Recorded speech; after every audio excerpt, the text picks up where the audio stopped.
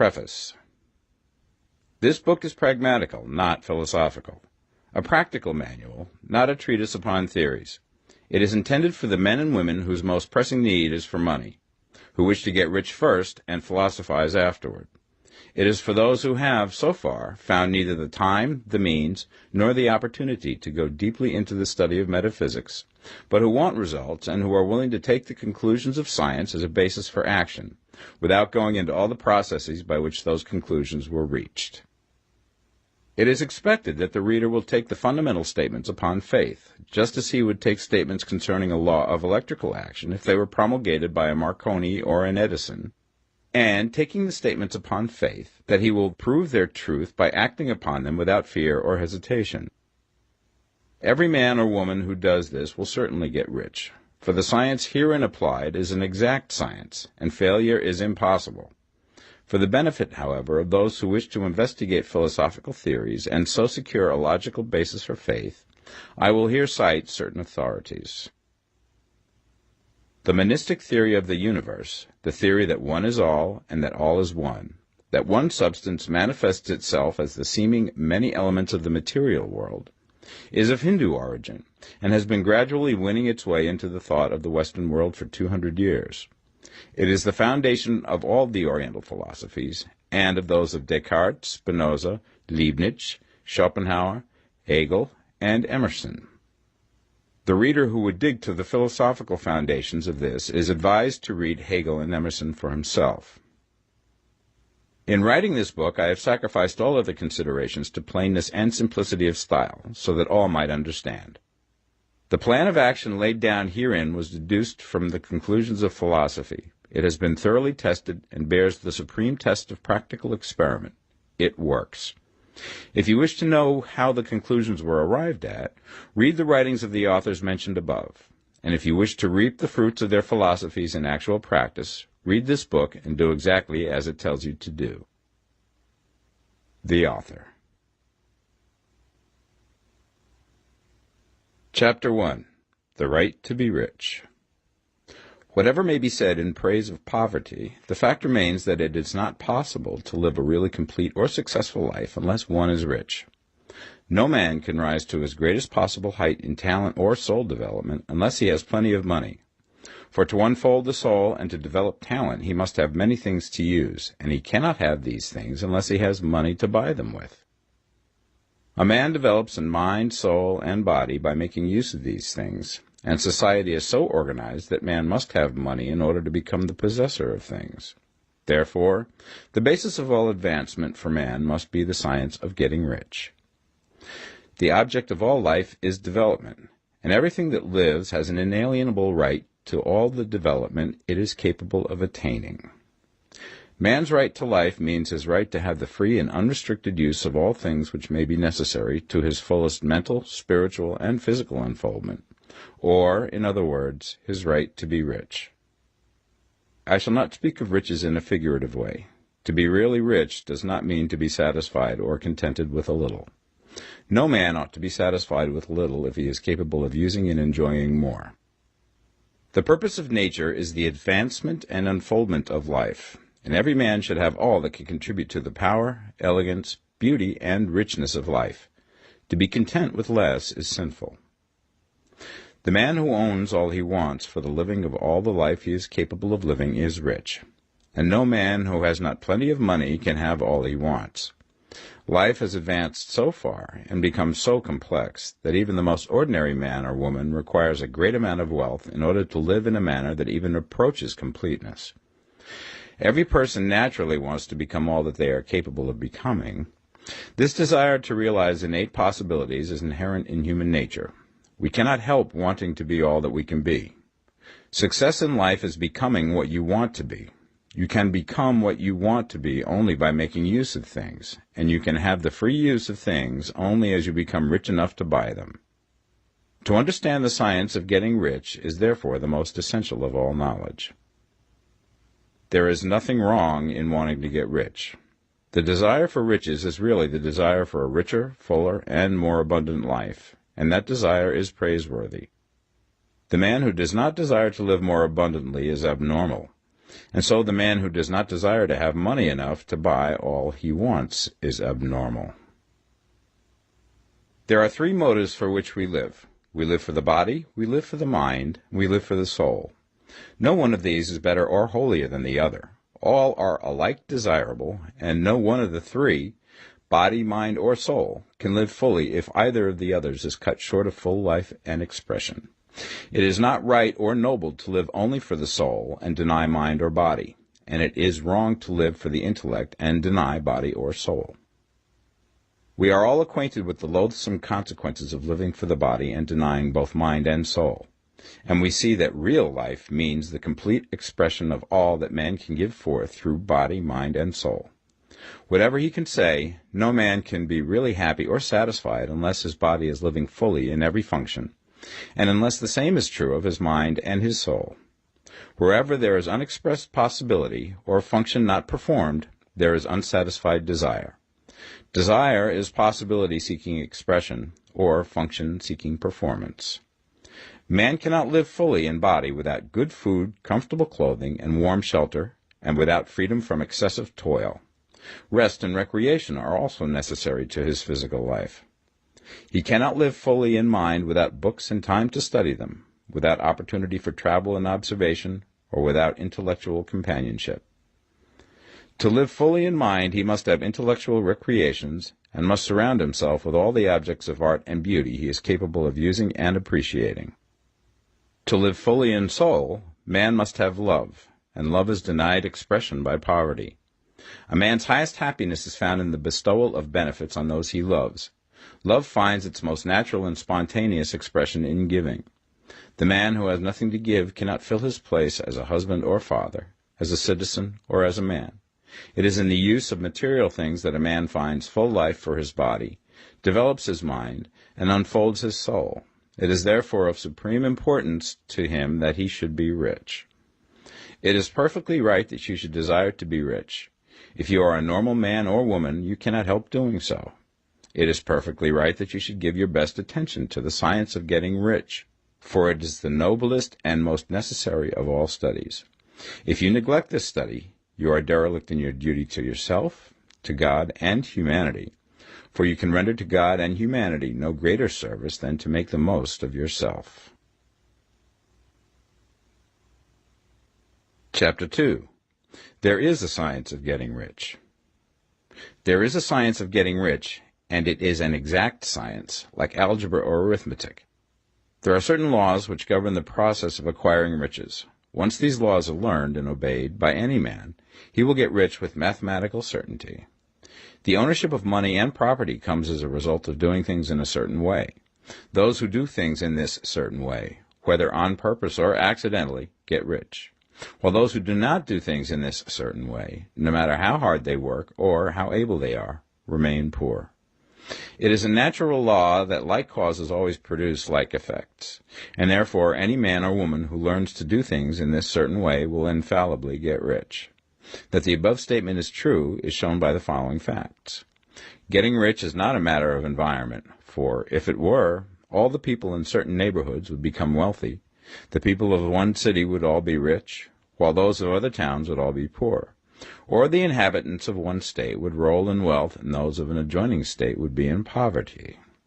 But everywhere we see rich and poor living side by side, in the same environment, and often engaged in the same vocations. When two men are in the same locality and in the same business, and one gets rich while the other remains poor, it shows that getting rich is not primarily a matter of environment. Some environments may be more favorable than others, but when two men in the same business are in the same neighborhood, and one gets rich while the other fails, it indicates that getting rich is the result of doing things in a certain way. And further, the ability to do things in this certain way is not due solely to the possession of talent, for many people who have great talent remain poor, while others who have very little talent get rich. Studying the people who have gotten rich, we find that they are an average lot in all respects, having no greater talents and abilities than other men. It is evident that they do not get rich because they possess talents and abilities that other men have not, but because they happen to do things in a certain way. Getting rich is not the result of saving or thrift. Many very penurious people are poor, while free spenders often get rich. Nor is getting rich due to doing things which others fail to do. For two men in the same business often do almost exactly the same things, and one gets rich while the other remains poor or becomes bankrupt. From all these things, we must come to the conclusion that getting rich is the result of doing things in a certain way. If getting rich is the result of doing things in a certain way, then any man or woman who can do things in that way can become rich, and the whole matter is brought within the domain of exact science. The question arises here whether this certain way may not be so difficult that only a few may follow it. This cannot be true, as we have seen, so far as natural ability is concerned. Talented people get rich, and blockheads get rich. Intellectually brilliant people get rich, and very stupid people get rich. Physically strong people get rich, and weak and sickly people get rich. Some degree of ability to think and understand is, of course, essential. But insofar natural ability is concerned, any man or woman who has sense enough to read and understand these words can certainly get rich. Also, we have seen that it is not a matter of environment. Location counts for something. One would not go to the heart of the Sahara and expect to do successful business.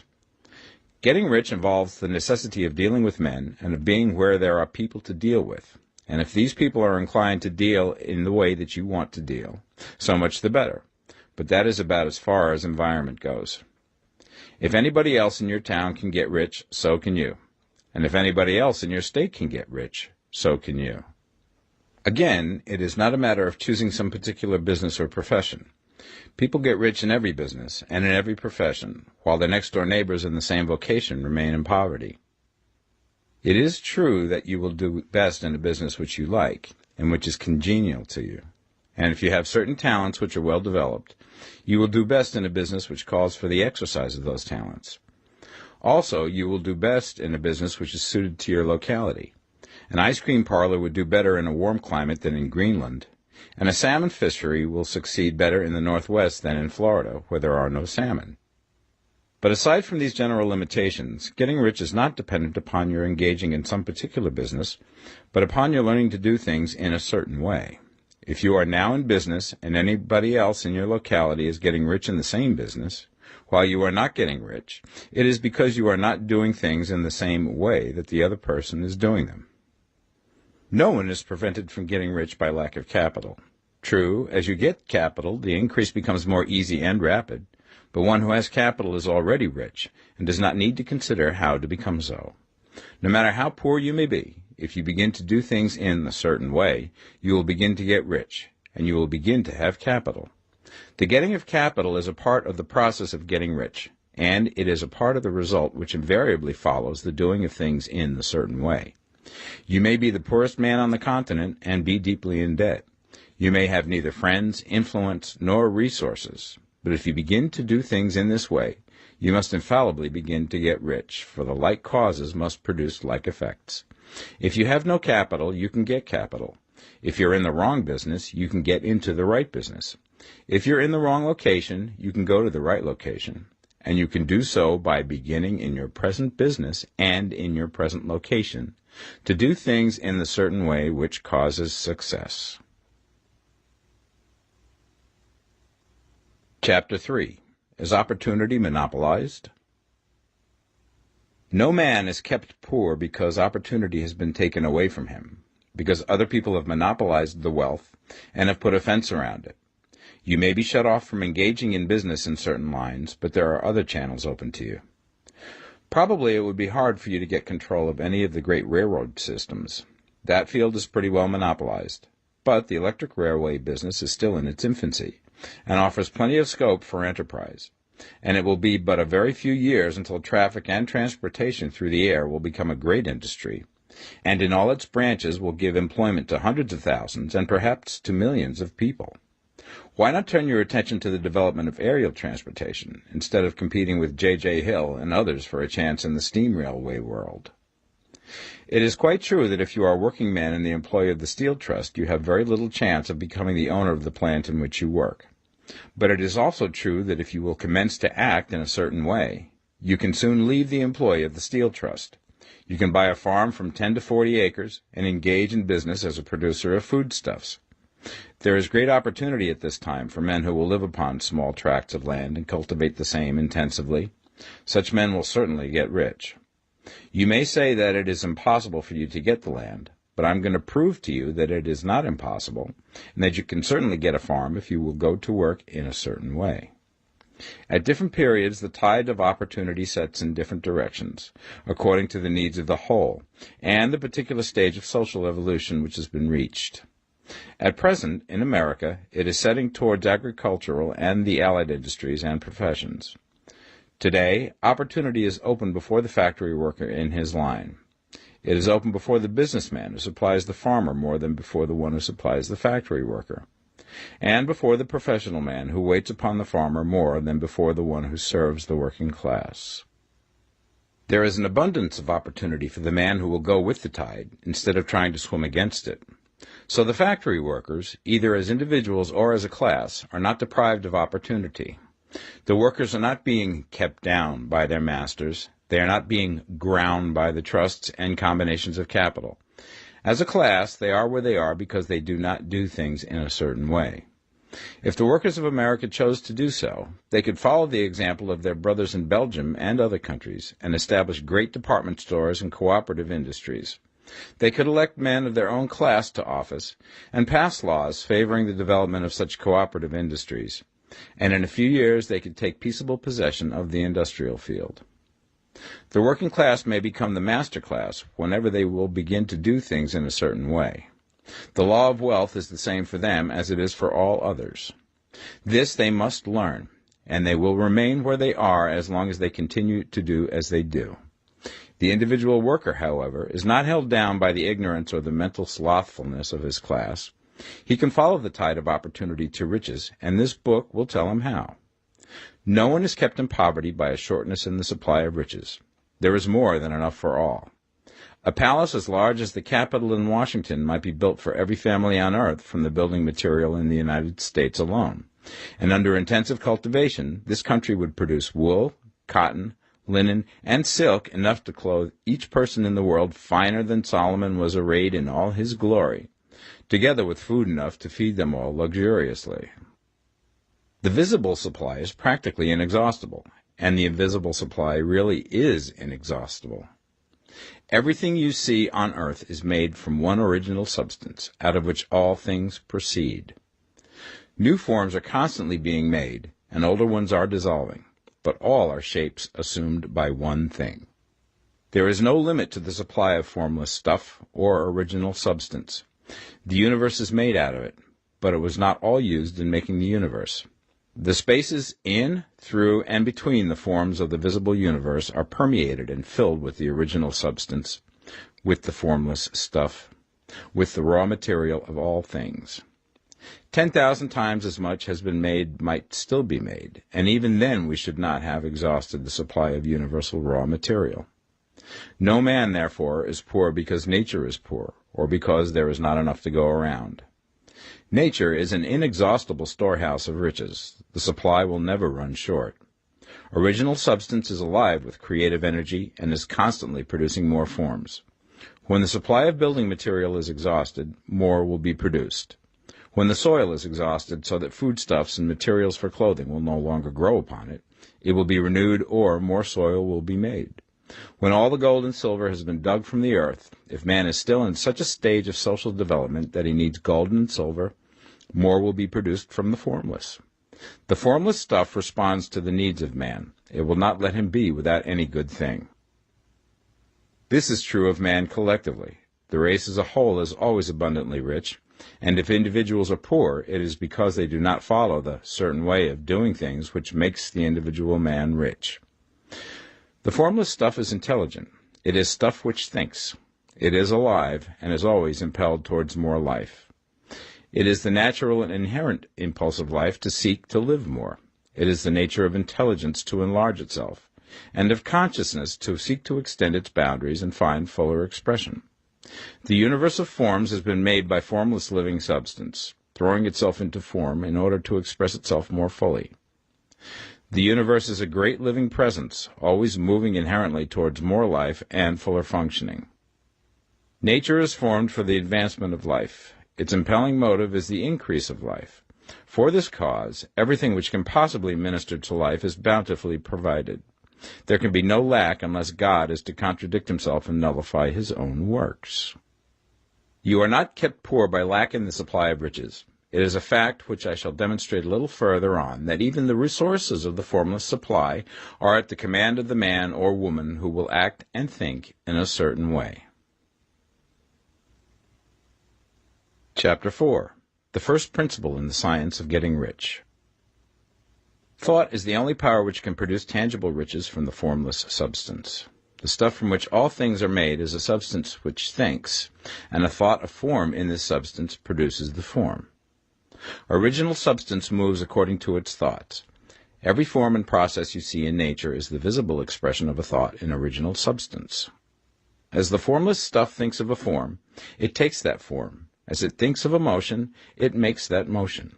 That is the way all things were created. We live in a thought world, which is part of a thought universe. The thought of a moving universe extended through formless substance, and the thinking stuff moving according to that thought, took the form of systems of planets and maintains that form. Thinking substance takes the form of its thought and moves according to that thought. Holding the idea of a circling system of suns and worlds, it takes the form of these bodies and moves them as it thinks.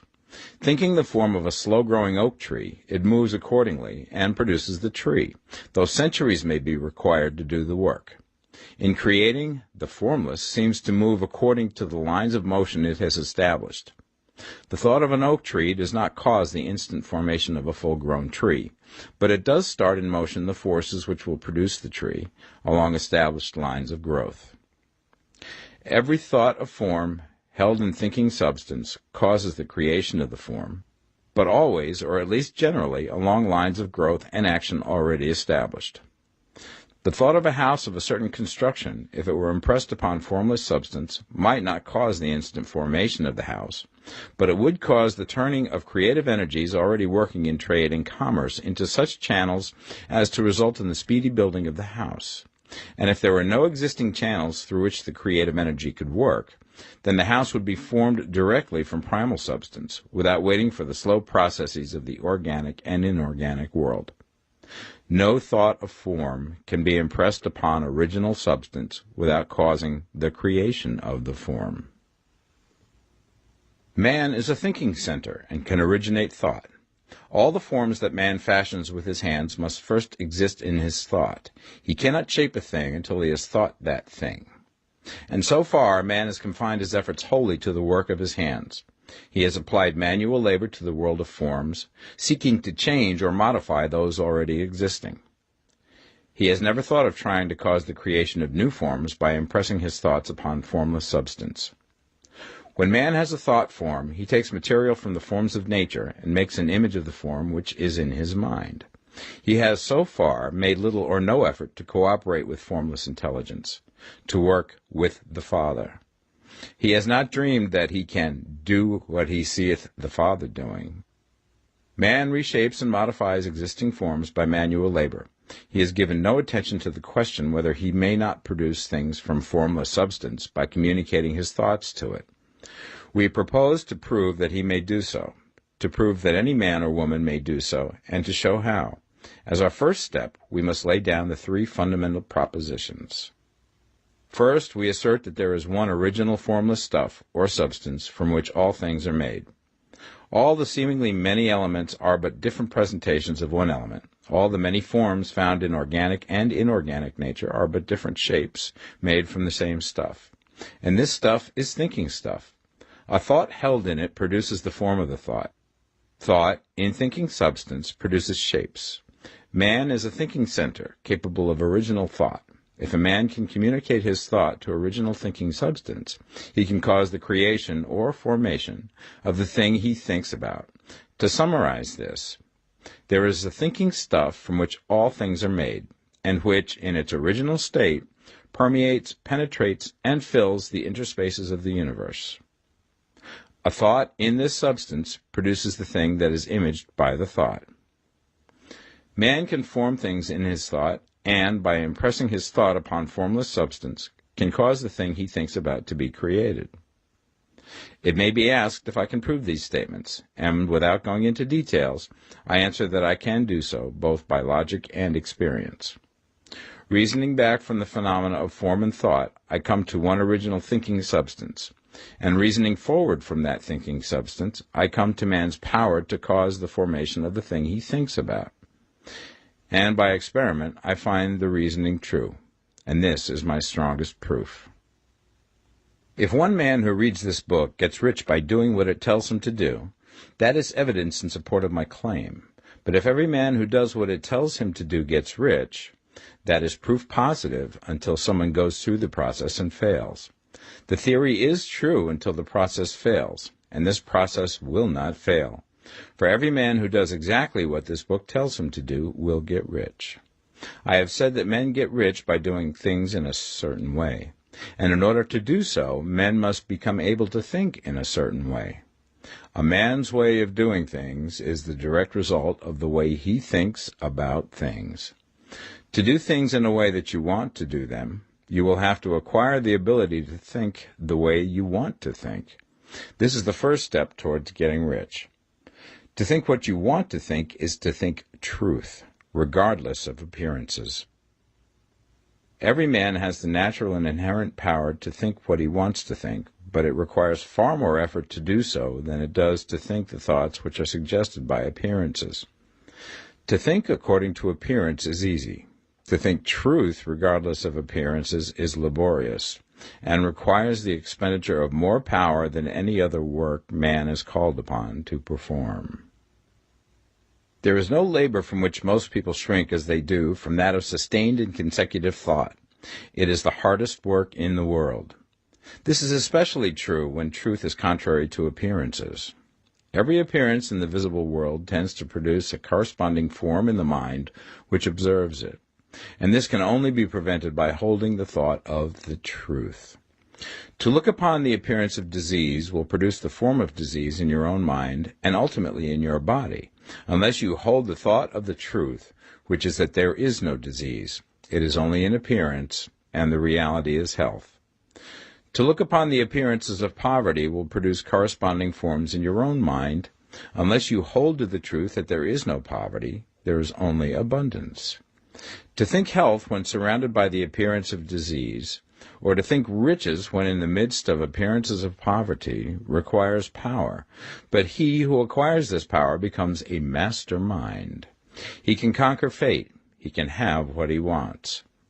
This power can only be acquired by getting hold of the basic fact which is behind all appearances, and that fact is that there is one thinking substance, from which and by which all things are made. Then we must grasp the truth that every thought held in this substance becomes a form, and that man can so impress his thoughts upon it as to cause them to take form and become visible things.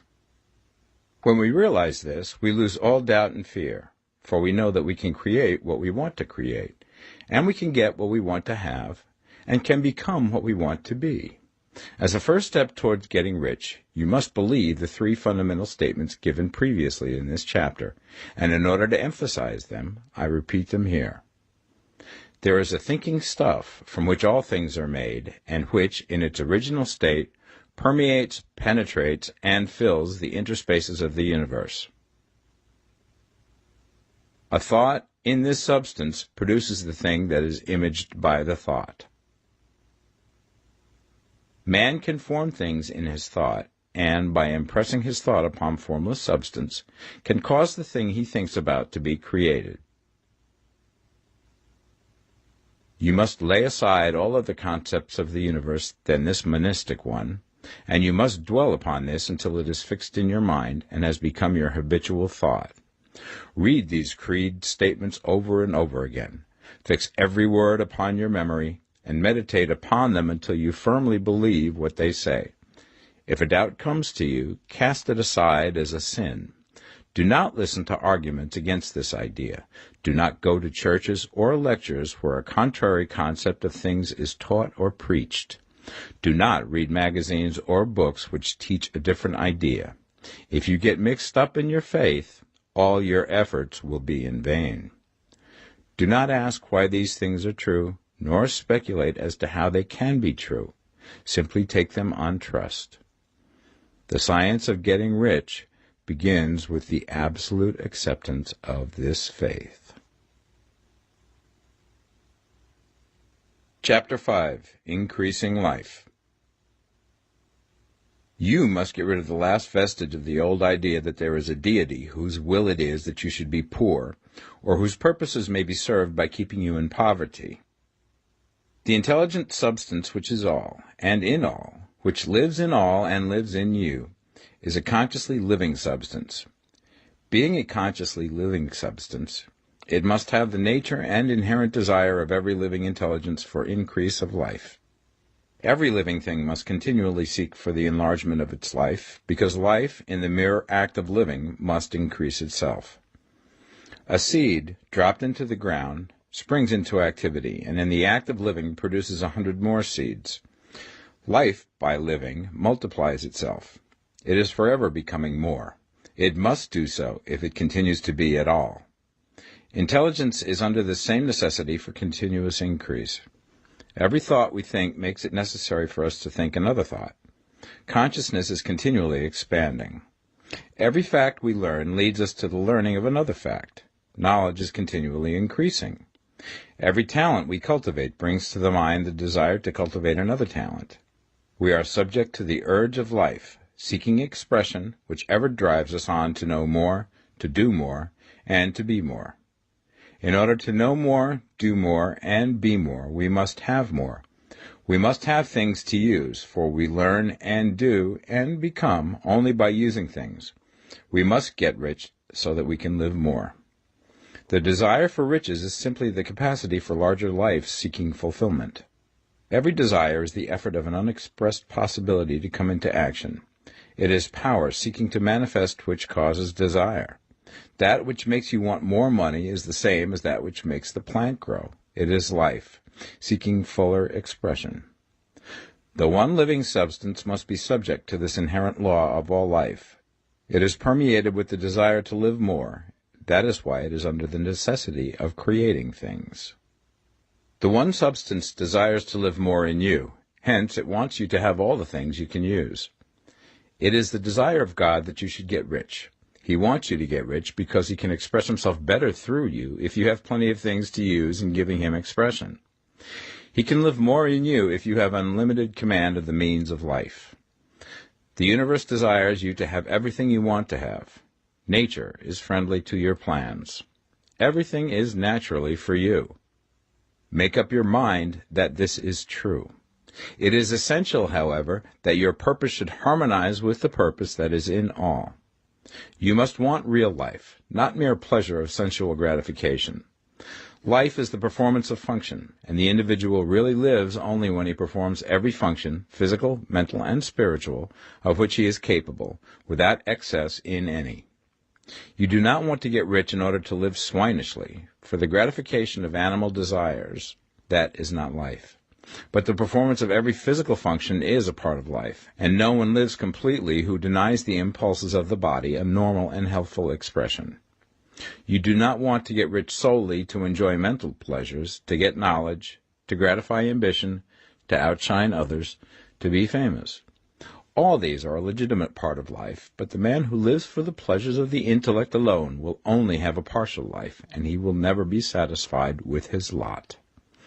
You do not want to get rich solely for the good of others, to lose yourself for the salvation of mankind, to experience the joys of philanthropy and sacrifice.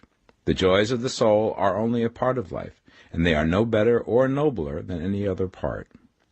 You want to get rich in order that you may eat, drink, and be merry when it is time to do these things, in order that you may surround yourself with beautiful things, see distant lands, feed your mind, and develop your intellect, in order that you may love men and do kind things, and be able to play a good part in helping the world to find truth. But remember that extreme altruism is no better and no nobler than extreme selfishness. Both are mistakes. Get rid of the idea that God wants you to sacrifice yourself for others, and that you can secure his favor by doing so. God requires nothing of the kind. What he wants is that you should make the most of yourself, for yourself and for others, and you can help others more by making the most of yourself than in any other way. You can make the most of yourself only by getting rich, so it is right and praiseworthy that you should give your first and best thought to the work of acquiring wealth. Remember, however, that the desire of substance is for all, and its movements must be for more life to all. It cannot be made to work for less life to any, because it is equally in all, seeking riches and life. Intelligent substance will make things for you, but it will not take things away from someone else and give them to you. You must get rid of the thought of competition. You are to create, not to compete for what is already created. You do not have to take anything away from anyone. You do not have to drive sharp bargains. You do not have to cheat or to take advantage. You do not need to let any man work for you for less than he earns. You do not have to covet the property of others or to look at it with wishful eyes.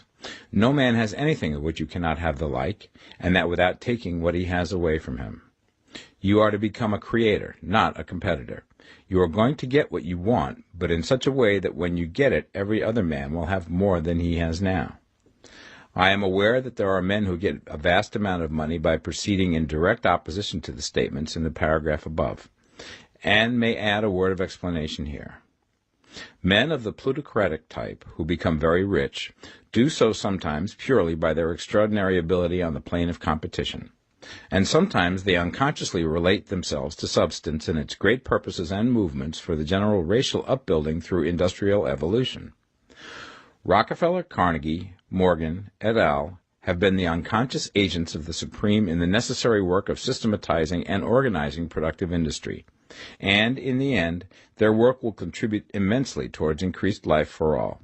Their day is nearly over, they have organized production, and will soon be succeeded by the agents of the multitude, who will organize the machinery of distribution.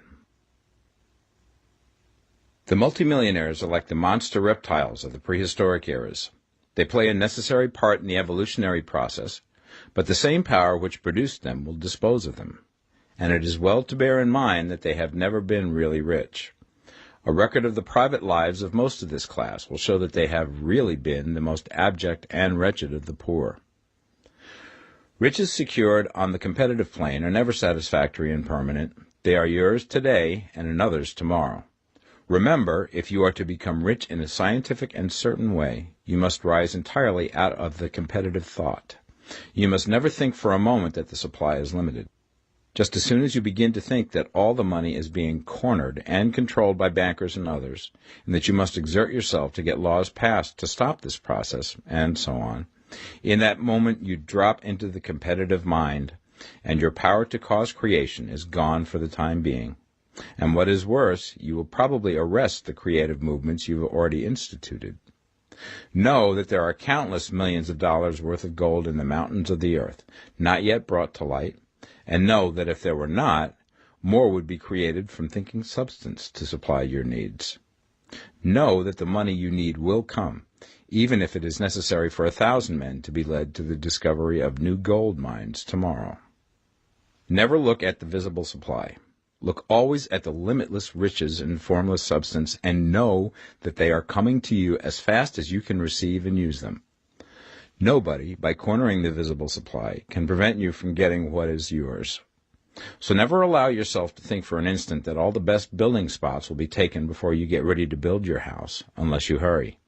Never worry about the trusts and combines, and get anxious for fear that they will soon come to own the whole earth.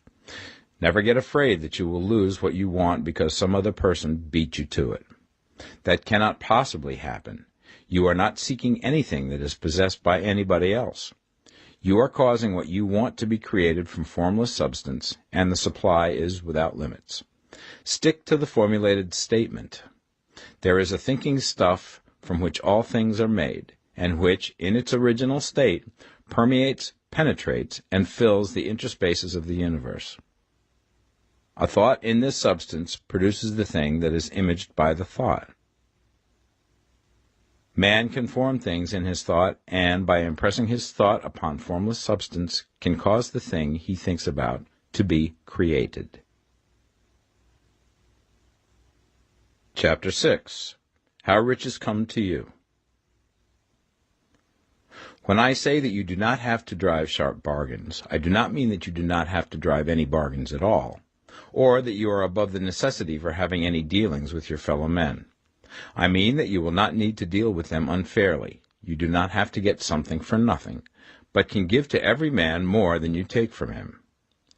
You cannot give every man more in cash market value than you take from him, but you can give him more in use value than the cash value of the thing you take from him. The paper, ink, and other material in this book may not be worth the money you pay for it, but if the ideas suggested by it bring you thousands of dollars, you have not been wronged by those who sold it to you.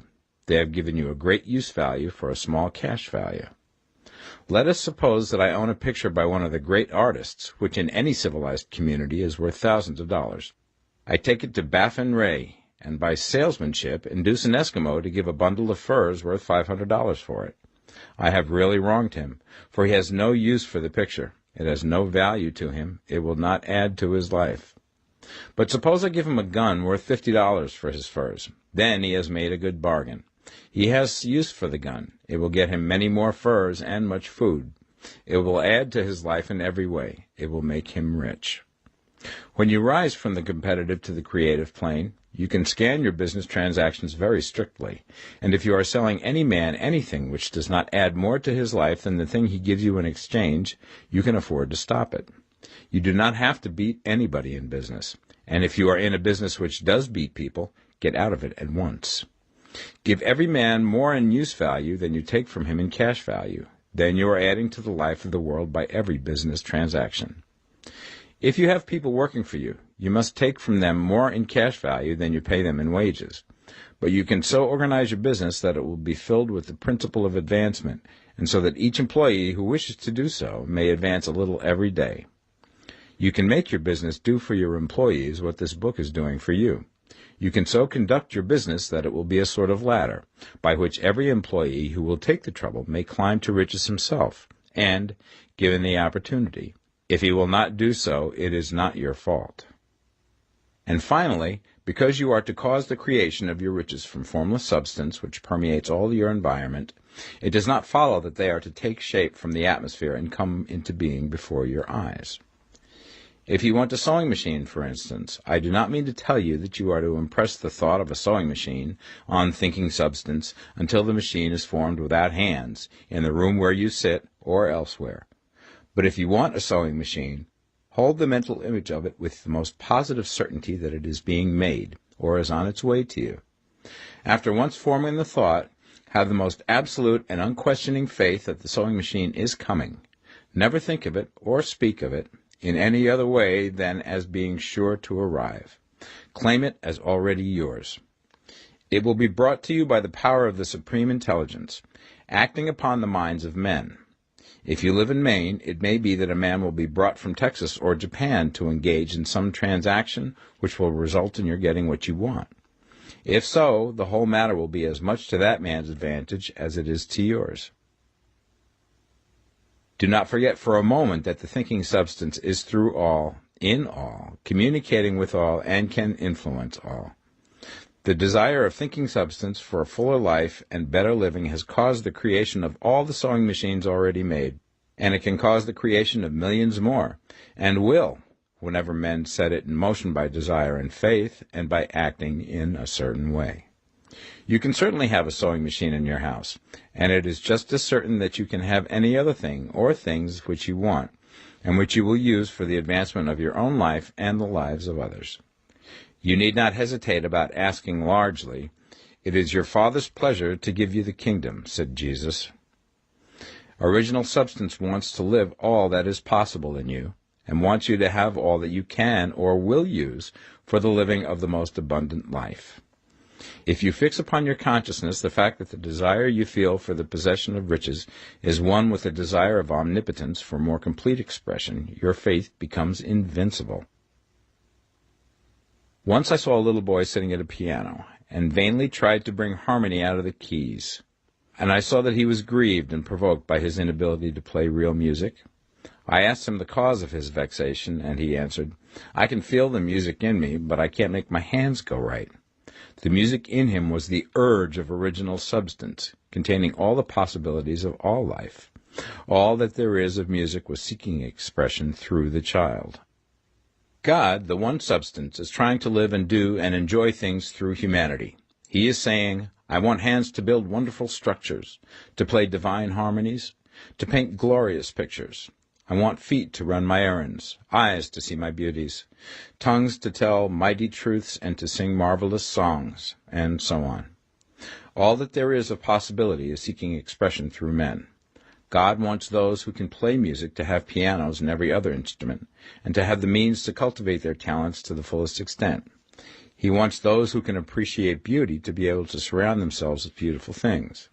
He wants those who can discern truth to have every opportunity to travel and observe. He wants those who can appreciate dress to be beautifully clothed, and those who can appreciate good food to be luxuriously fed. He wants all these things because it is himself that enjoys and appreciates them. It is God who wants to play and sing and enjoy beauty and proclaim truth and wear fine clothes and eat good food. It is God that worketh in you to will and to do, said Paul. The desire you feel for riches is the infinite, seeking to express himself in you as he sought to find expression in the little boy at the piano. So you need not hesitate to ask largely. Your part is to focalize and express the desire to God. This is a difficult point with most people. They retain some of the old idea that poverty and self-sacrifice are pleasing to God. They look upon poverty as a part of the plan, a necessity of nature. They have the idea that God has finished his work and made all that he can make, and that the majority of men must stay poor because there is not enough to go around.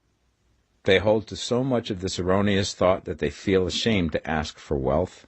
They try not to want more than a very modest competence, just enough to make them fairly comfortable.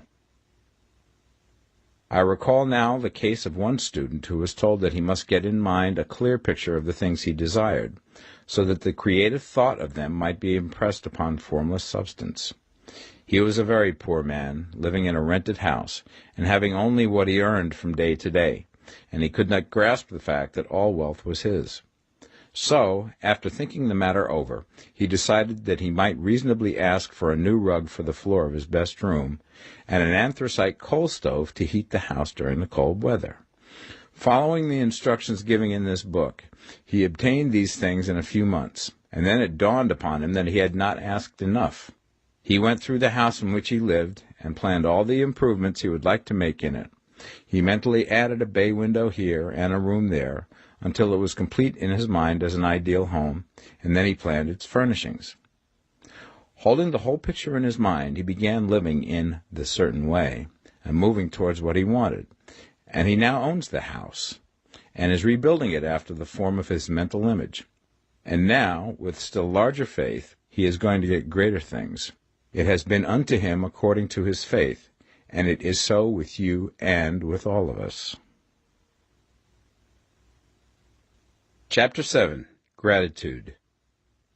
The illustrations given in the last chapter will have conveyed the fact that the first step towards getting rich is to convey the idea of your wants to the formless substance. This is true, and you will see that in order to do so, it becomes necessary to relate yourself to the formless intelligence in a harmonious way.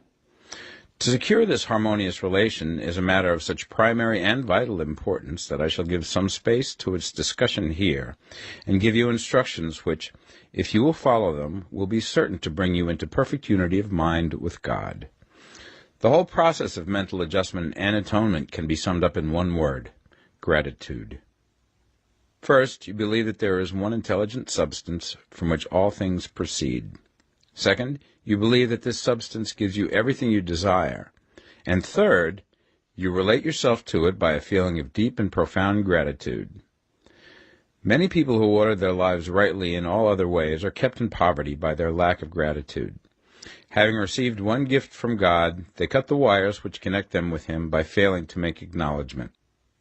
It is easy to understand that the nearer we live to the source of wealth, the more wealth we shall receive. And it is easy also to understand that the soul that is always grateful lives in closer touch with God than the one which never looks to Him in thankful acknowledgment. The more gratefully we fix our minds on the Supreme when good things come to us, the more good things we will receive, and the more rapidly they will come. And the reason simply is that the mental attitude of gratitude draws the mind into closer touch with the source from which the blessings come. If it is a new thought to you that gratitude brings your whole mind into closer harmony with the creative energies of the universe, consider it well, and you will see that it is true. The good things you already have come to you along the line of obedience to certain laws.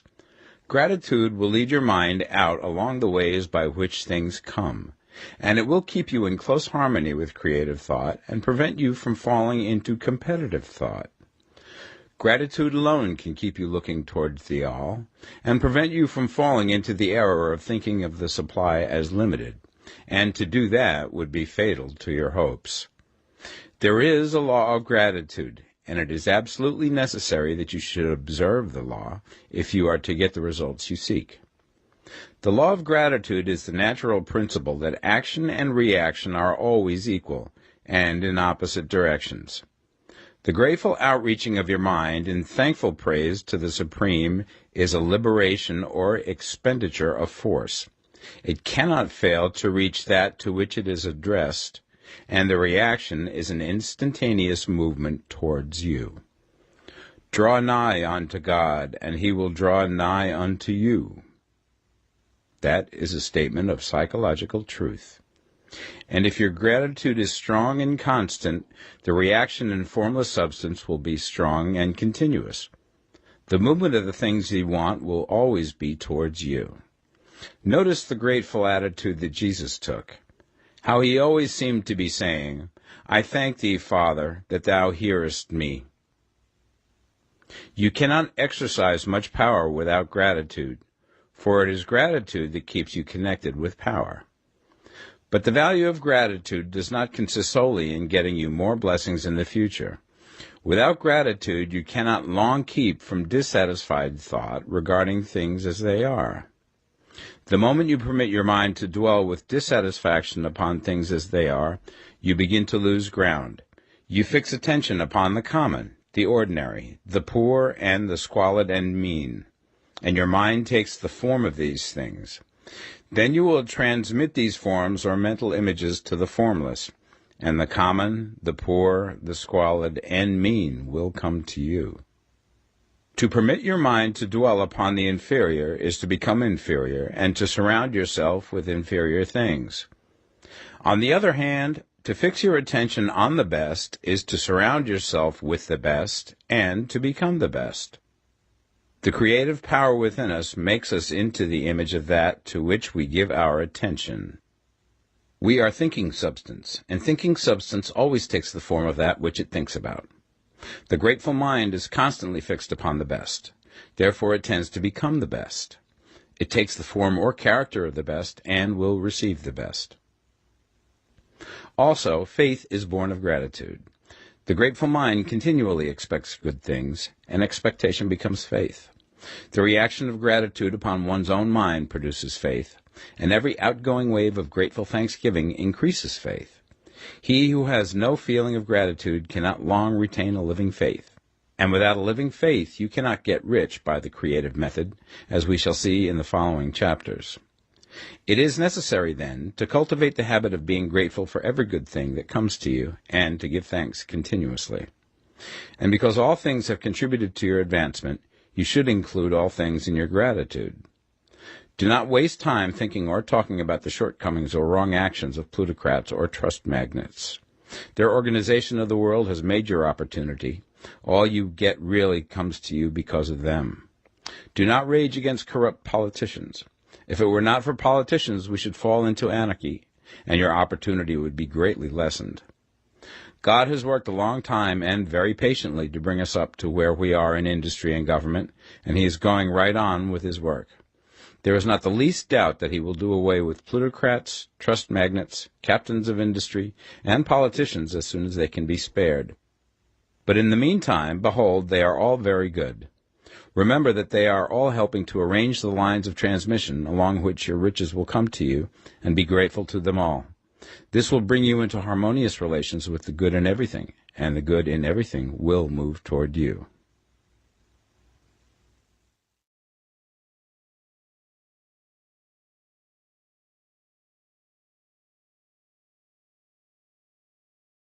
The Science of Getting Rich, Part 2. Chapter 8. Thinking in the Certain Way. You must form a clear and definite mental picture of what you want. You cannot transmit an idea unless you have it yourself.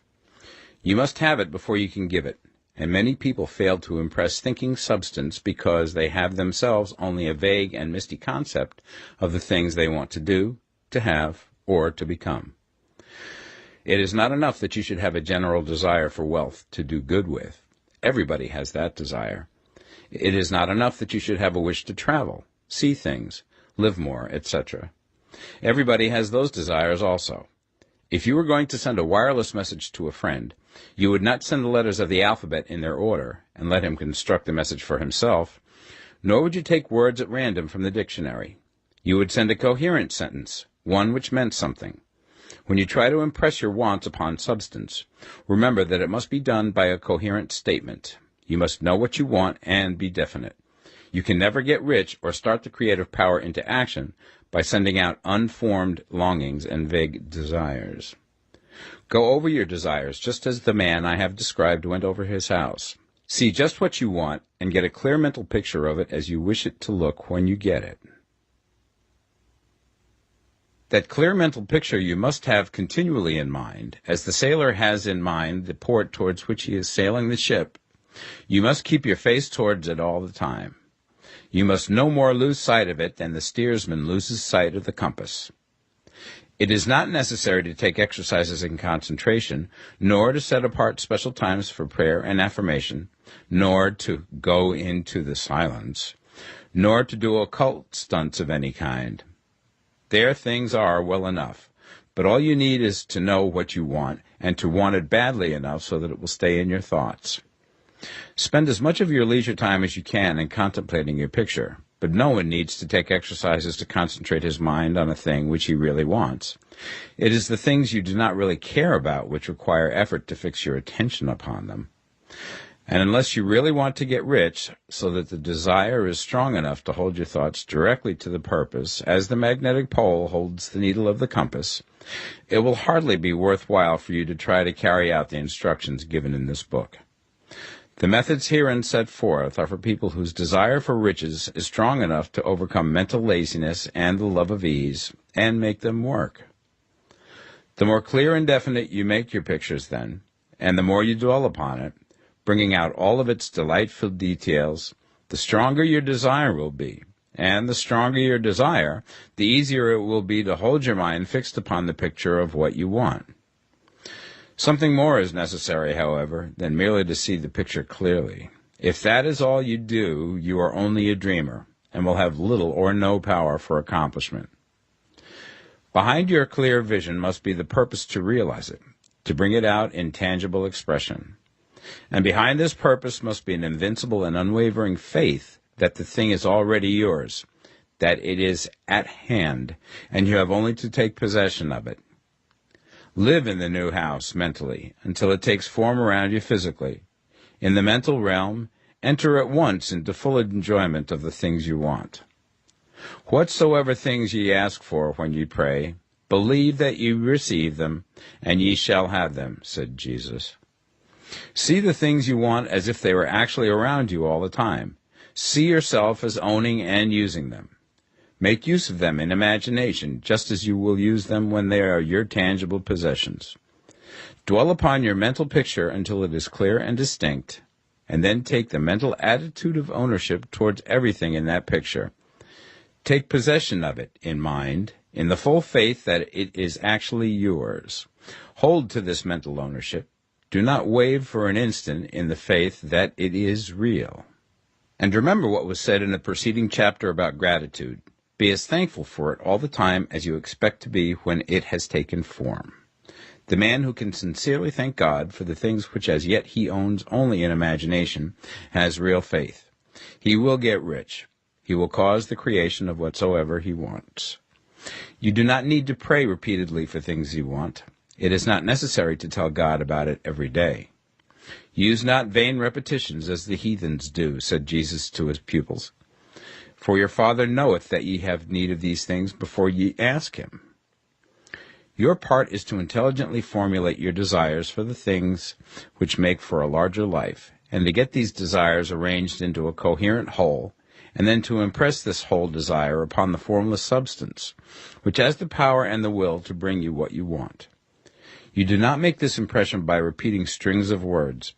You make it by holding the vision with unshakable purpose to attain it, and with steadfast faith that you do attain it. The answer to your prayer is not according to your faith while you are talking, but according to your faith while you are working.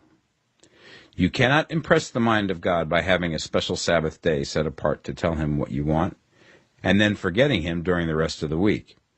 You cannot impress him by having special hours to go into your closet and pray, if you then dismiss the matter from your mind until the hour of prayer comes again. Oral prayer is well enough, and has its effect, especially upon yourself, in clarifying your vision and strengthening your faith. But it is not your oral petitions which get you what you want. In order to get rich, you do not need a sweet hour of prayer. You need to pray without ceasing. And by prayer I mean holding steadily to your vision, with the purpose to cause its creation into solid form, and the faith that you are doing so. Believe that ye receive them. The whole matter turns on receiving, once you have clearly formed your vision. When you have formed it, it is well to make an oral statement, addressing the Supreme in reverent prayer, and from that moment you must, in mind, receive what you ask for. Live in the new house, wear the fine clothes, ride in the automobile, go on the journey, and confidently plan for greater journeys. Think and speak of all things you have asked for in terms of actual present ownership. Imagine an environment and a financial condition exactly as you want them, and live all the time in that imaginary environment and financial condition. Mind, however, that you do not do this as a mere dreamer and castle builder. Hold to the faith that the imaginary is being realized, and to the purpose to realize it. Remember that it is faith and purpose in the use of imagination which makes the difference between the scientist and the dreamer. And having learned this fact, it is here that you must learn the proper use of the will. Chapter 9. How to use the will. To set about getting rich in a scientific way, you do not try to apply your willpower to anything outside of yourself. You have no right to do so anyway. It is wrong to apply your will to other men and women in order to get them to do what you wish done.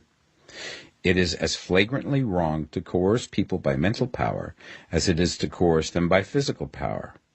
If compelling people by physical force to do things for you reduces them to slavery, compelling them by mental means accomplishes exactly the same thing. The only difference is in methods. If taking things from people by physical force is robbery, then taking things by mental force is robbery also. There is no difference in principle. You have no right to use your willpower upon another person, even for his own good, for you do not know what is for his good. The science of getting rich does not require you to apply power or force to any other person in any way whatsoever. There is not the slightest necessity for doing so. Indeed, any attempt to use your will upon others will only tend to defeat your purpose. You do not need to apply your will to things in order to compel them to come to you. That would simply be trying to coerce God, and would be foolish and useless, as well as irreverent. You do not have to compel God to give you good things, any more than you have to use your willpower to make the sun rise. You do not have to use your willpower to conquer an unfriendly deity, or to make stubborn and rebellious forces do your bidding. Substance is friendly to you, and is more anxious to give you what you want than you are to get it. To get rich, you need only to use your willpower upon yourself. When you know what to think and do, then you must use your will to compel yourself to think and do the right things. That is the legitimate use of the will in getting what you want, to use it in holding yourself to the right course. Use your will to keep yourself thinking and acting in the certain way. Do not try to project your will or thoughts or your mind out into space to act on things or people. Keep your mind at home. It can accomplish more there than elsewhere. Use your mind to form a mental image of what you want and to hold that vision with faith and purpose, and use your will to keep your mind working in the right way. The more steady and continuous your faith and purpose, the more rapidly you will get rich, because you will make only positive impressions upon substance, and you will not neutralize or offset them by negative impressions. The picture of your desires, held with faith and purpose, is taken up by the formless and permeates it to great distances throughout the universe, for all I know. As this impression spreads, all things are set moving towards its realizations. Every living thing, every inanimate thing, and the things yet uncreated are stirred towards bringing into being that which you want. All forces begin to be exerted in that direction. All things begin to move towards you. The minds of people everywhere are influenced towards doing the things necessary to the fulfilling of your desires, and they work for you unconsciously. But you can check all this by starting a negative impression in the formless substance. Doubt or unbelief is as certain to start a movement away from you as faith and purpose are to start one toward you. It is by not understanding this that most people who try to make use of mental science in getting rich make their failure. Every hour and moment you spend in giving heeds to doubts and fears. Every hour you spend in worry, every hour in which your soul is possessed by unbelief, sets a current away from you in the whole domain of intelligent substance. All the promises are unto them that believe, and unto them only. Notice how insistent Jesus was upon this point of belief, and now you know the reason why. Since belief is all important, it behooves you to guard your thoughts, and as your beliefs will be shaped to a very great extent by the things you observe and think about, it is important that you should command your attention. And here the will comes into use, for it is by your will that you determine upon what things your attention shall be fixed. If you want to become rich, you must not make a study of poverty. Things are not brought into being by thinking about their opposites. Health is never to be attained by studying disease and thinking about disease. Righteousness is not to be promoted by studying sin and thinking about sin. And no one ever got rich by studying poverty and thinking about poverty. Medicine as a science of disease has increased disease. Religion as a science of sin has promoted sin. And economics as a study of poverty will fill the world with wretchedness and want. Do not talk about poverty. Do not investigate it or concern yourself with it. Never mind what its causes are. You have nothing to do with them. What concerns you is the cure. Do not spend your time in charitable work or charity movements. All charity only tends to perpetuate the wretchedness it aims to eradicate. I do not say that you should be hard-hearted or unkind and refuse to hear the cry of need, but you must not try to eradicate poverty in any of the conventional ways. Put poverty behind you, and put all that pertains to it behind you, and make good. Get rich. That is the best way you can help the poor. And you cannot hold the mental image which is to make you rich if you fill your mind with pictures of poverty. Do not read books or papers which give circumstantial accounts of the wretchedness of the tenement dwellers, of the horrors of child labor, and so on. Do not read anything which fills your mind with gloomy images of want and suffering. You cannot help the poor in the least by knowing about these things, and the widespread knowledge of them does not tend at all to do away with poverty. What tends to do away with poverty is not getting the pictures of poverty into your mind, but getting pictures of wealth into the minds of the poor. You are not deserting the poor in their misery when you refuse to allow your mind to be filled with pictures of that misery. Poverty can be done away with, not by increasing the number of well-to-do people who think about poverty, but by increasing the number of poor people who purpose with faith to get rich. The poor do not need charity, they need inspiration. Charity only sends them a loaf of bread to keep them alive in their wretchedness, or give them an entertainment to make them forget for an hour or two. But inspiration will cause them to rise out of their misery. If you want to help the poor, demonstrate to them that they can become rich. Prove it by getting rich yourself. The only way in which poverty will ever be banished from this world is by getting a large and constantly increasing number of people to practice the teachings of this book. People must be taught to become rich by creation, not by competition. Every man who becomes rich by competition throws down behind him the ladder by which he rises and keeps others down. But every man who gets rich by creation opens a way for thousands to follow him and inspires them to do so. You are not showing hardness of heart or an unfeeling disposition when you refuse to pity poverty, see poverty, read about poverty, or think or talk about it, or to listen to those who do talk about it. Use your willpower to keep your mind off the subject of poverty and to keep it fixed with faith and purpose on the vision of what you want. Chapter 10. Further Use of the Will. You cannot retain a true and clear vision of wealth if you are constantly turning your attention to opposing pictures, whether they be external or imaginary. Do not tell of your past troubles of a financial nature, if you have had them. Do not think of them at all. Do not tell of the poverty of your parents, or the hardships of your early life. To do any of these things is to mentally class yourself with the poor for the time being, and it will certainly check the movement of things in your direction. Let the dead bury their dead, as Jesus said. Put poverty and all things that pertain to poverty completely behind you. You have accepted a certain theory of the universe as being correct, and are resting all your hopes of happiness on its being correct. And what can you gain by giving heed to conflicting theories? Do not read religious books which tell you that the world is soon coming to an end, and do not read the writing of muckrakers and pessimistic philosophers who tell you that it is going to the devil. The world is not going to the devil. It is going to God. It is wonderful becoming. True, there may be a good many things in existing conditions which are disagreeable. But what is the use of studying them when they are certainly passing away, and when the study of them only tends to check their passing and keep them with us?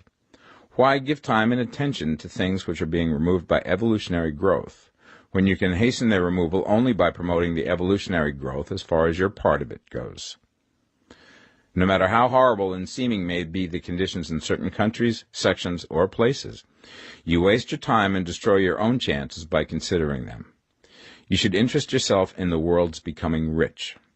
Think of the riches in the world as coming to, instead of the poverty it is growing out of. And bear in mind that the only way in which you can assist the world in growing rich is by growing rich yourself through creative method, not the competitive one. Give your attention wholly to riches. Ignore poverty. Whenever you think or speak of those who are poor, think and speak of them as those who are becoming rich, as those who are to be congratulated rather than pitied. Then they and others will catch the inspiration and begin to search for the way out. Because I say that you are to give your whole time and mind and thought to riches, it does not follow that you are to be sordid or mean. To become really rich is the noblest aim you can have in life, for it includes everything else. On the competitive plane, the struggle to get rich is a godless scramble for power over other men. But when we come into the creative mind, all this is changed.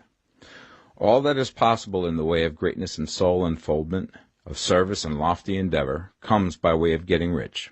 All is made possible by the use of things. If you lack for physical health, you will find that the attainment of it is conditional on you getting rich. Only those who are emancipated from financial worry, and who have the means to live a carefree existence and follow hygienic practices, can have and retain health. Moral and spiritual greatness is possible only to those who are above the competitive battle for existence, and only those who are becoming rich on the plane of creative thought are free from the degrading influences of competition. If your heart is set on domestic happiness, remember that love flourishes best when there is refinement, a high level of thought, and freedom from corrupting influences. And these are to be found only where riches are attained by the exercise of creative thought, without strife or rivalry. You can aim at nothing so great or noble, I repeat, as to become rich, and you must fix your attention upon your mental picture of riches, to the exclusion of all that may tend to dim or obscure the vision. You must learn to see the underlying truth in all things. You must see beneath all seemingly wrong conditions the great one life, ever moving forward towards fuller expression and more complete happiness. It is the truth that there is no such thing as poverty, that there is only wealth. Some people remain in poverty because they are ignorant of the fact that there is wealth for them, and these can best be taught by showing them the way to affluence in your own person and practice. Others are poor because, while they feel that there is a way out, they are too intellectually indolent to put forth the mental effort necessary to find that way and by travel it. Others still are poor because, while they have some notion of science, they have become so swamped and lost in the maze of metaphysical and occult theories that they do not know which road to take. They try a mixture of many systems and fail in all. For these, again, the very best thing to do is to show the right way in your own person and practice. An ounce of doing things is worth a pound of theorizing. The very best thing you can do for the whole world is to make the most of yourself. You can serve God and man in no more effective way than by getting rich. That is, if you get rich by the creative method and not by the competitive one. Another thing. We assert that this book gives in detail the principles of the science of getting rich. And if that is true, you do not need to read any other book upon the subject. This may sound narrow and egotistical, but consider. There is no more scientific method of computation in mathematics than by addition, subtraction, multiplication, and division. No other method is possible. There can be but one shortest distance between 2 points. There is only one way to think scientifically, and that is to think in the way that leads by the most direct and simple route to the goal. No man has yet formulated a briefer or less complex system than the one set forth herein. It has been stripped of all non-essentials. When you commence on this, lay all others aside. Put them out of your mind altogether. Read this book every day. Keep it with you. Commit it to memory, and do not think about other systems and theories. If you do, you will begin to have doubts, and to be uncertain and wavering in your thought, and then you will begin to make failures. After you have made good and become rich, you may study other systems as much as you please. But until you are quite sure that you have gained what you want, do not read anything on this line but this book, unless it be the authors mentioned in the preface. And read only the most optimistic comments on the world's news, those in harmony with your picture. Also, postpone your investigations into the occult. Do not dabble in theosophy, spiritualism, or kindred studies. It is very likely that the dead still live and are near, but if they are, let them alone. Mind your own business. Wherever the spirits of the dead may be, they have their own work to do and their own problems to solve, and we have no right to interfere with them. We cannot help them, and it is very doubtful whether they can help us, or whether we have any right to trespass upon their time if they can. Let the dead and the hereafter alone, and solve your own problem. Get rich. If you begin to mix with the occult, you will start mental cross-currents which will surely bring your hopes to shipwreck. Now, this and the preceding chapters have brought us to the following statement of basic facts. There is a thinking stuff from which all things are made, and which, in its original state, permeates, penetrates, and fills the interspaces of the universe. A thought in this substance produces the thing that is imaged by the thought. Man can form things in his thought, and, by impressing his thought upon formless substance, can cause the thing he thinks about to be created. In order to do this, man must pass from the competitive to the creative mind. He must form a clear mental picture of the things he wants, and hold this picture in his thoughts with the fixed purpose to get what he wants, and the unwavering faith that he does get what he wants, closing his mind against all that may tend to shake his purpose, dim his vision, or quench his faith. And in addition to all this, we shall now see that he must live and act in a certain way. Chapter 11. Acting in the Certain Way. Thought is the creative power, or the impelling force which causes the creative power to act. Thinking in a certain way will bring riches to you, but you must not rely upon thought alone, paying no attention to personal action. That is the rock upon which many otherwise scientific metaphysical thinkers meet shipwreck, the failure to connect thought with personal action. We have not yet reached the stage of development, even supposing such a stage to be possible, in which man can create directly from formless substance without nature's processes or the work of human hands. Man must not only think, but his personal action must supplement his thought. By thought you can cause the gold in the hearts of the mountains to be impelled towards you, but it will not mine itself, refine itself, coin itself into double eagles, and come rolling along the roads seeking its way into your pocket. Under the impelling power of the Supreme Spirit, men's affairs will be so ordered that someone will be led to mine the gold for you. Other men's business transactions will be so directed that the gold will be brought toward you, and you must so arrange your own business affairs that you may be able to receive it when it comes to you. Your thought makes all things, animate and inanimate, work to bring you what you want, but your personal activity must be such that you can rightly receive what you want when it reaches you. You are not to take it as charity, nor to steal it. You must give every man more in use value than he gives you in cash value. The scientific use of thought consists in forming a clear and distinct mental image of what you want, in holding fast to the purpose to get what you want, and in realizing with grateful faith that you do get what you want. Do not try to project your thought in any mysterious or occult way, with the idea of having it go out and do things for you. That is a wasted effort and will weaken your power to think with sanity. The action of thought in getting rich is fully explained in the preceding chapters. Your faith and purpose positively impress your vision upon formless substance, which has the same desire for more life that you have. And this vision, received from you, sets all the creative forces at work in and through their regular channels of action, but directed towards you. It is not your part to guide or supervise the creative process. All you have to do with that is to retain your vision, stick to your purpose, and maintain your faith and gratitude. But you must act in a certain way, so that you can appropriate what is yours when it comes to you, so that you can meet the things you have in your picture and put them in their proper places as they arrive. You can really see the truth of this. When things reach you, they will be in the hands of other men, who will ask an equivalent for them. And you can only get what is yours by giving the other man what is his. Your pocketbook is not going to be transformed into a Fortunata's purse, which shall be always full of money without effort on your part. This is the crucial point in the science of getting rich, right here, where thought and personal action must be combined. There are very many people who, consciously or unconsciously, set the creative forces in action by the strength and persistence of their desires, but who remain poor because they do not provide for the reception of the thing they want when it comes. By thought, the thing you want is brought to you. By action, you receive it. Whatever your action is to be, it is evident that you must act now. You cannot act in the past, and it is essential to the clearness of your mental vision that you dismiss the past from your mind.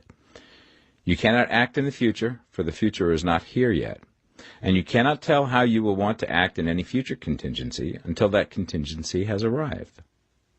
Because you are not in the right business or the right environment now, do not think that you must postpone action until you get into the right business or environment.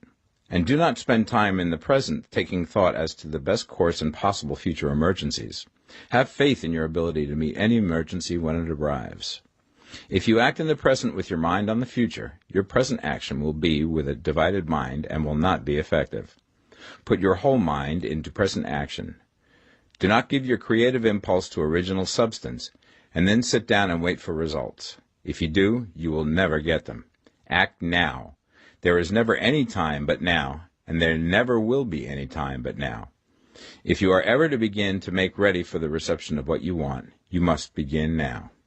And your action, whatever it is, must most likely be in your present business or employment, and must be upon the persons and things in your present environment. You cannot act where you are not, you cannot act where you have been, and you cannot act where you are going to be. You can act only where you are. Do not bother as to whether yesterday's work was well done or ill done. Do today's work well. Do not try to do tomorrow's work now. There will be plenty of time to do that when you get to it.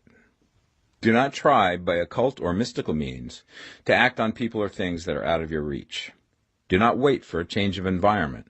Before you act, get a change of environment by action. You can so act upon the environment in which you are now, as to cause yourself to be transferred to a better environment. Hold with faith and purpose the vision of yourself in the better environment, but act upon your present environment with all your heart and with all your strength and with all your mind. Do not spend any time in daydreaming or castle building. Hold to the one vision of what you want and act now. Do not cast about seeking some new thing to do, or some strange, unusual, or remarkable action to perform as a first step towards getting rich. It is probable that your actions, at least for some time to come, will be those you have been performing for some time past, but you are to begin now to perform these actions in a certain way, which will surely make you rich. If you are engaged in some business and feel that it is not the right one for you, do not wait until you get into the right business before you begin to act. Do not feel discouraged or sit down and lament because you are misplaced. No man was ever so misplaced that he could not find the right place, and no man ever became so involved in the wrong business but that he could get into the right business. Hold the vision of yourself in the right business, with the purpose to get into it, and the faith that you will get into it, and are getting into it, but act in your present business. Use your present business as the means of getting a better one, and use your present environment as the means of getting into a better one. Your vision of the right business, if held with faith and purpose, will cause the Supreme to move the right business towards you, and your action, if performed in a certain way, will cause you to move towards the business.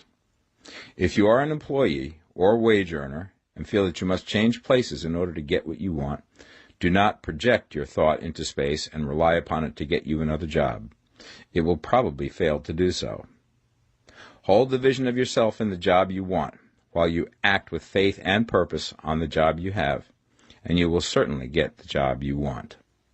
Your vision and faith will set the creative force in motion to bring it toward you, and your action will cause the forces in your own environment to move you toward the place you want. In closing this chapter, we will add another statement to our syllabus. There is a thinking stuff from which all things are made, and which, in its original state, permeates, penetrates, and fills the interspaces of the universe. A thought in this substance produces the thing that is imaged by the thought. Man can form things in his thought, and, by impressing his thought upon formless substance, can cause the thing he thinks about to be created. In order to do this, man must pass from the competitive to the creative mind. He must form a clear mental picture of the thing he wants, and hold this picture in his thoughts with the fixed purpose to get what he wants, and the unwavering faith that he does get what he wants, closing his mind to all that may tend to shake his purpose, dim his vision, or quench his faith.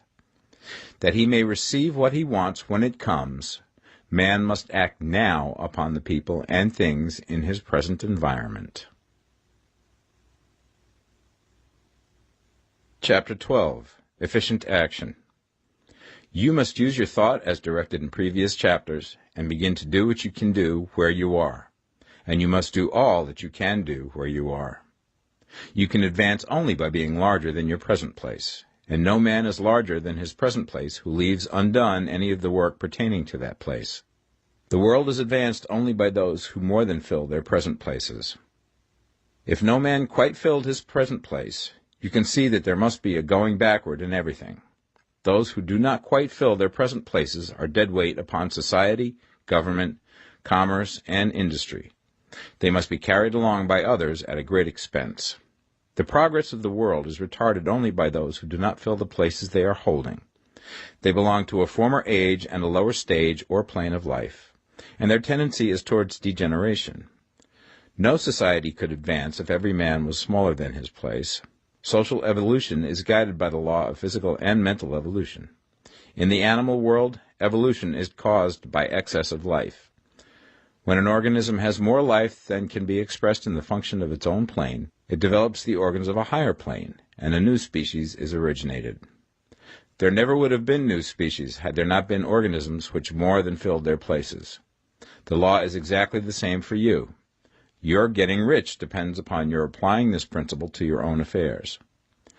Every day is either a successful day or a day of failure, and it is the successful days which get you what you want. If every day is a failure, you can never get rich, while if every day is a success, you cannot fail to get rich. If there is something that may be done today, and you do not do it, you have failed in so far as that thing is concerned, and the consequences may be more disastrous than you imagine. You cannot foresee the results of even the most trivial act. You do not know the workings of all the forces that have been set moving in your behalf. Much may be depending on your doing some simple act. It may be the very thing which is to open the door of opportunity to very great possibilities. You can never know all the combinations which Supreme Intelligence is making for you in the world of things and of human affairs. Your neglect or failure to do some small thing may cause a long delay in getting what you want. Do, every day, all that can be done that day. There is, however, a limitation or qualification of the above that you must take into account.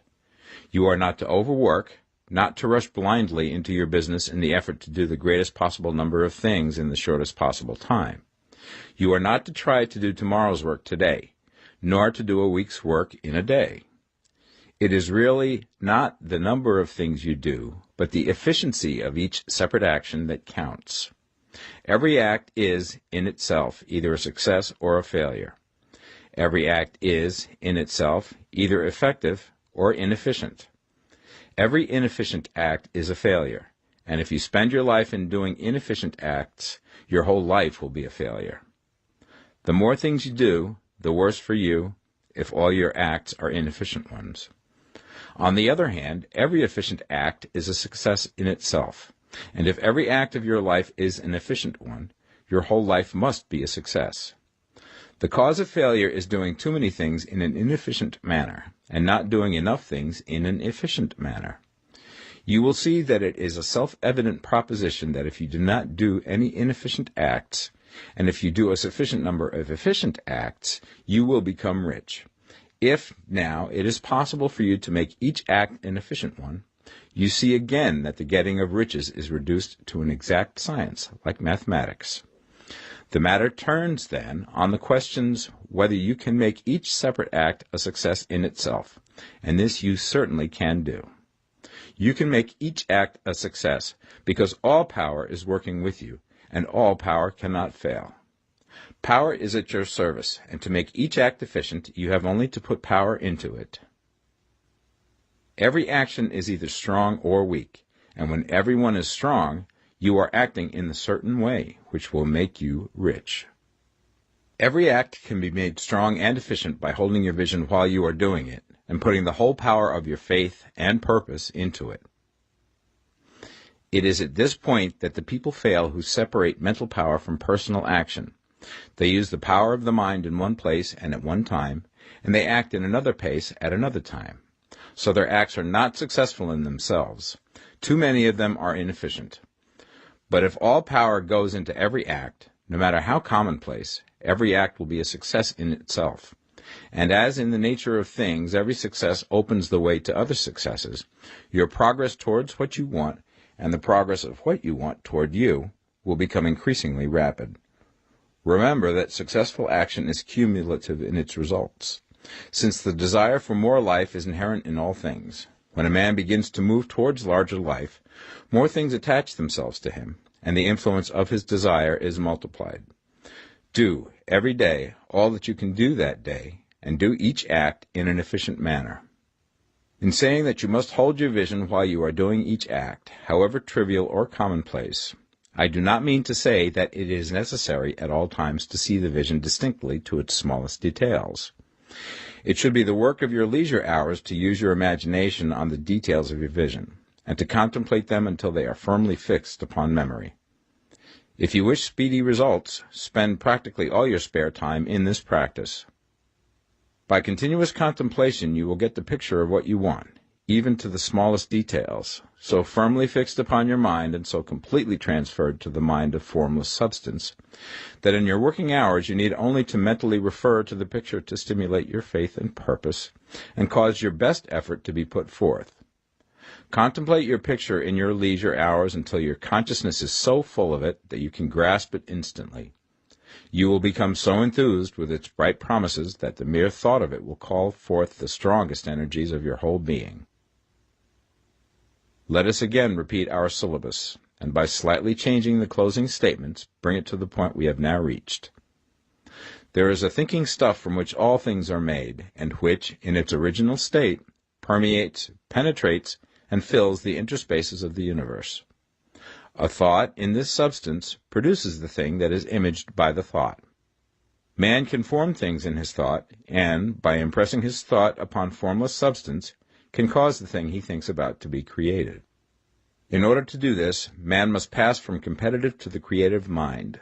He must form a clear mental picture of the thing he wants, and do, with faith and purpose, all that can be done each day, doing each separate thing in an efficient manner.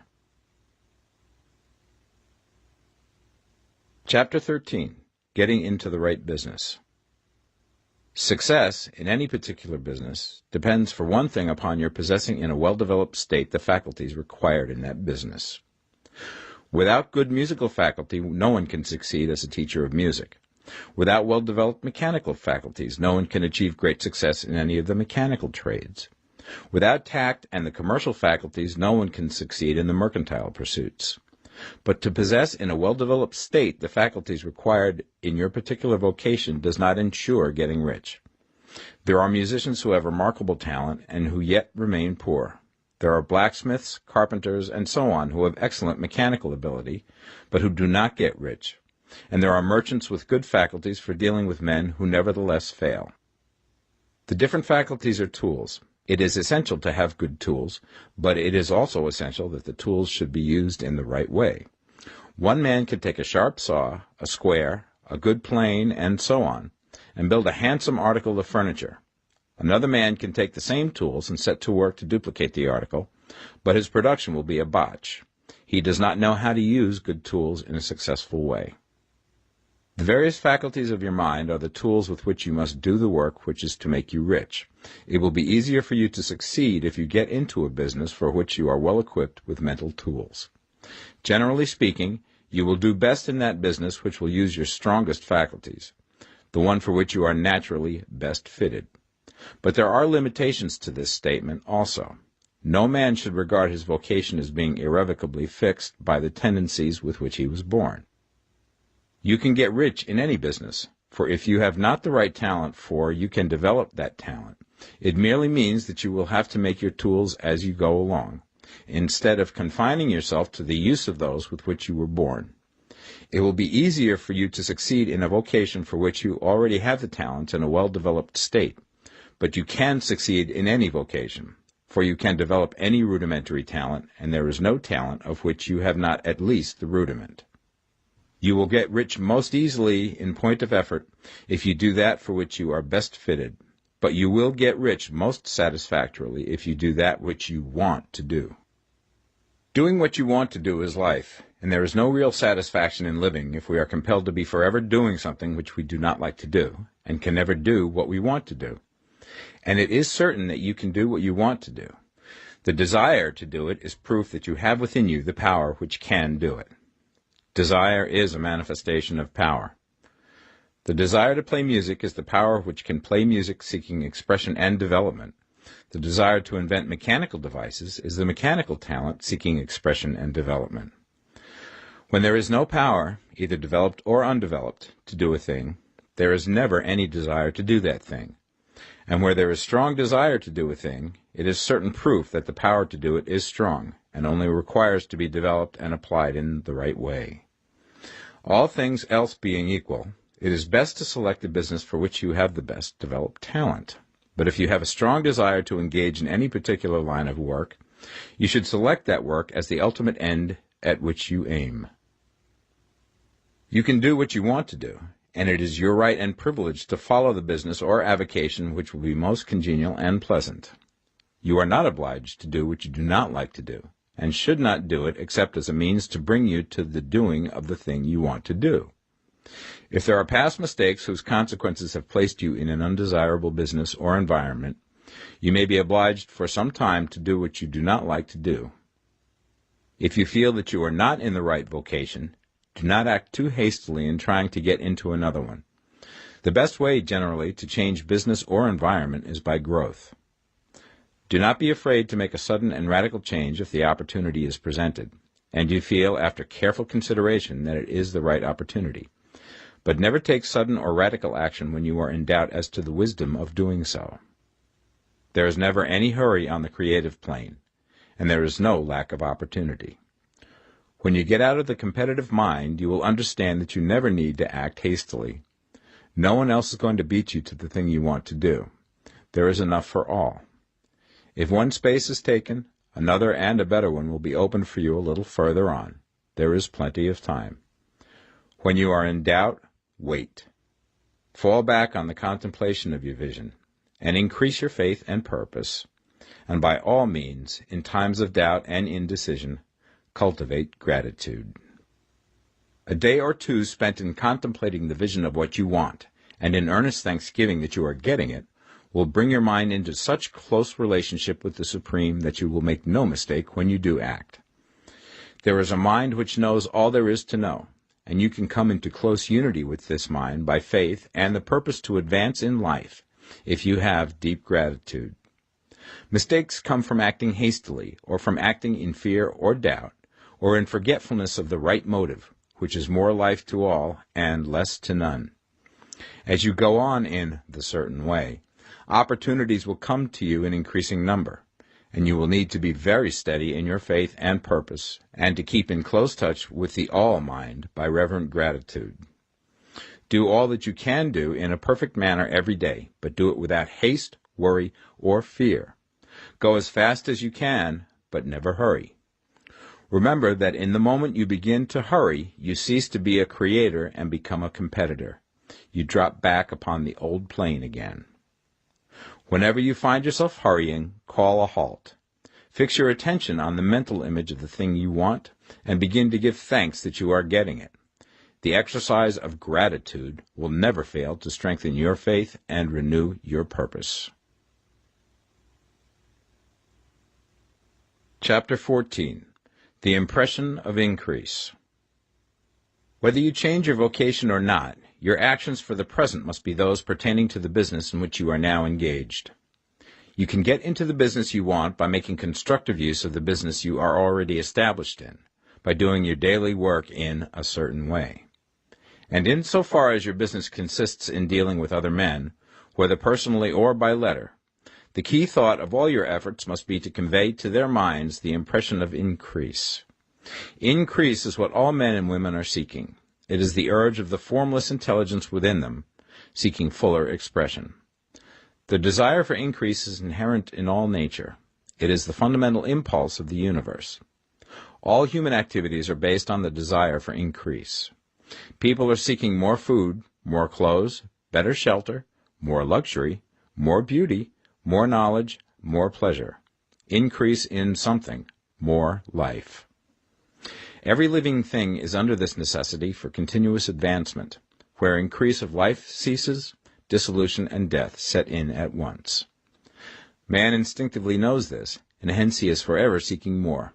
This law of perpetual increase is set forth by Jesus in the parable of the talents. Only those who gain more retain any. From him who hath not shall be taken away even that which he hath. The normal desire for increased wealth is not an evil or a reprehensible thing. It is simply the desire for more abundant life. It is aspiration. And because it is the deepest instinct of their natures, all men and women are attracted to him who can give them more of the means of life. In following the certain way, you are getting continuous increase for yourself, and you are giving it to all with whom you deal. You are a creative center from which increase is given off to all. Be sure of this, and convey assurance of the fact to every man, woman, and child with whom you come in contact. No matter how small the transaction, even if it be only the selling of a stick of candy to a little child, put into it the thought of increase, and make sure that the customer is impressed with the thought. Convey the impression of advancement with everything you do, so that all people shall receive the impression that you are an advancing man, and that you advance all who deal with you. Even to the people whom you meet in a social way, without any thought of business, and to whom you do not try to sell anything, give the thought of increase. You can convey this impression by holding the unshakable faith that you, yourself, are in the way of increase, and by letting this faith inspire, fill, and permeate every action. Do everything that you do in the firm conviction that you are an advancing personality, and that you are giving advancement to everybody. Feel that you are getting rich, and that in doing so you are making others rich, and conferring benefits to all. Do not boast or brag of your success, or talk about it unnecessarily. True faith is never boastful. Wherever you find a boastful person, you find one who is secretly doubtful and afraid. Simply feel the faith, and let it work out in every transaction. Let every act and tone and look express the quiet assurance that you are getting rich, that you are already rich. Words will not be necessary to communicate this feeling to others. They will feel the sense of increase when in your presence, and will be attracted to you again. You must so impress others that they will feel that in associating with you they will get increase for themselves. See that you give them a use value greater than the cash value you are taking from them. Take an honest pride in doing this, and let everybody know it, and you will have no lack of customers. People will go where they are given increase, and the Supreme, which desires increase in all, and which knows all, will move towards you men and women who have never heard of you. Your business will increase rapidly, and you will be surprised at the unexpected benefits which will come to you.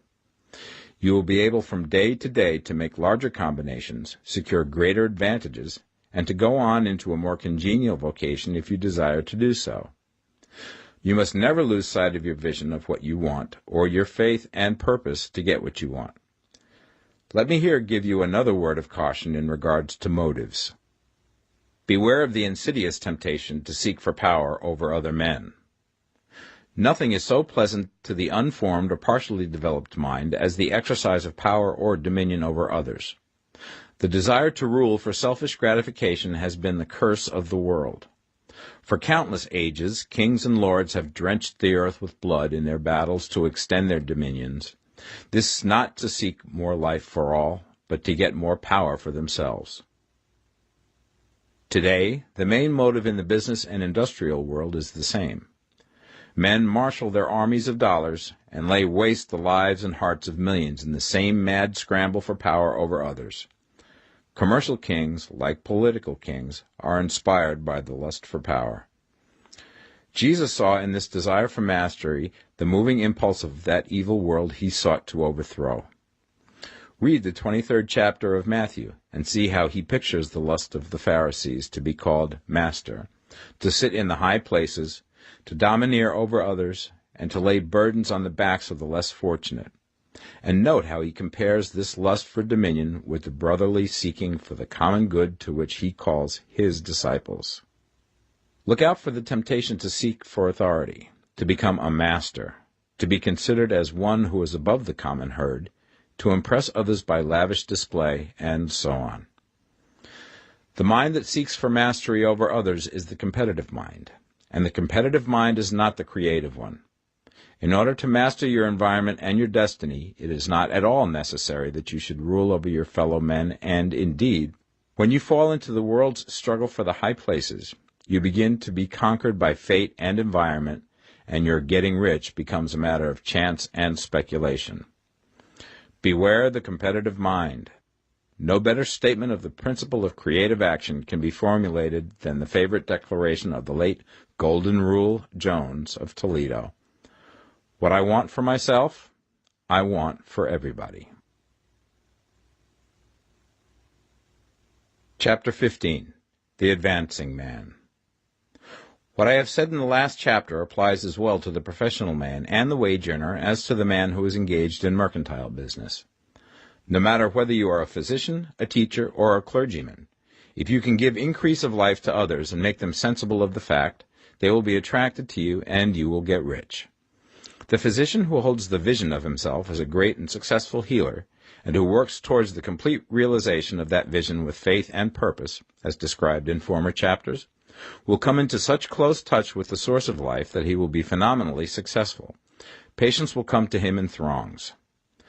No one has a greater opportunity to carry into effect the teaching of this book than the practitioner of medicine. It does not matter to which of the various schools he may belong, for the principle of healing is common to all of them, and may be reached by all alike. The advancing man in medicine, who holds to a clear mental image of himself as successful, and who obeys the laws of faith, purpose, and gratitude, will cure every curable disease he undertakes, no matter what remedies he may use. In the field of religion, the world cries out for the clergyman who can teach his hearers the true science of abundant life. He who masters the details of the science of getting rich, together with the allied sciences of being well, of being great, and of winning love, and who teaches these details from the pulpit, will never lack for a congregation. This is the gospel that the world needs. It will give increase of life, and men will hear it gladly, and will give liberal support to the man who brings it to them. What is now needed is a demonstration of the science of life from the pulpit. We want preachers who can not only tell us how, but who, in their own persons, will show us how. We need the preacher who will himself be rich, healthy, great, and beloved, to teach us how to attain to these things, and when he comes he will find a numerous and loyal following. The same is true of the teacher who can inspire the children with the faith and purpose of the advancing life. He will never be out of a job. And any teacher who has this faith and purpose can give it to his pupils. He cannot help giving it to them if it is part of his own life and practice. What is true of the teacher, preacher, and physician is true of the lawyer, dentist, real estate man, insurance agent, of everybody. The combined mental and personal action I have described is infallible. It cannot fail. Every man and woman who follows these instructions steadily, perseveringly, and to the letter, will get rich. The law of the increase of life is as mathematically certain in its operation as the law of gravitation. Getting rich is an exact science. The wage earner will find this as true of his case as of any others mentioned. Do not feel that you have no chance to get rich because you are working where there is no visible opportunity for advancement, where wages are small and the cost of living high.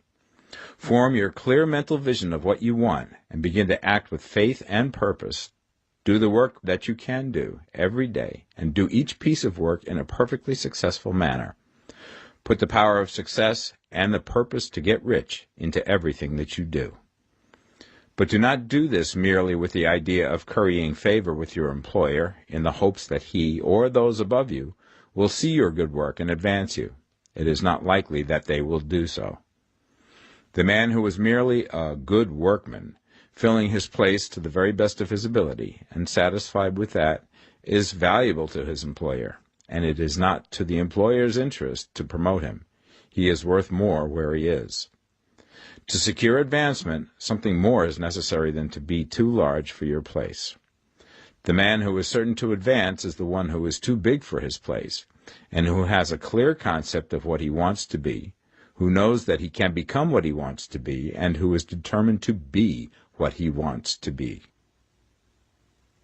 Do not try to more than fill your present place with a view to pleasing your employer. Do it with the idea of advancing yourself.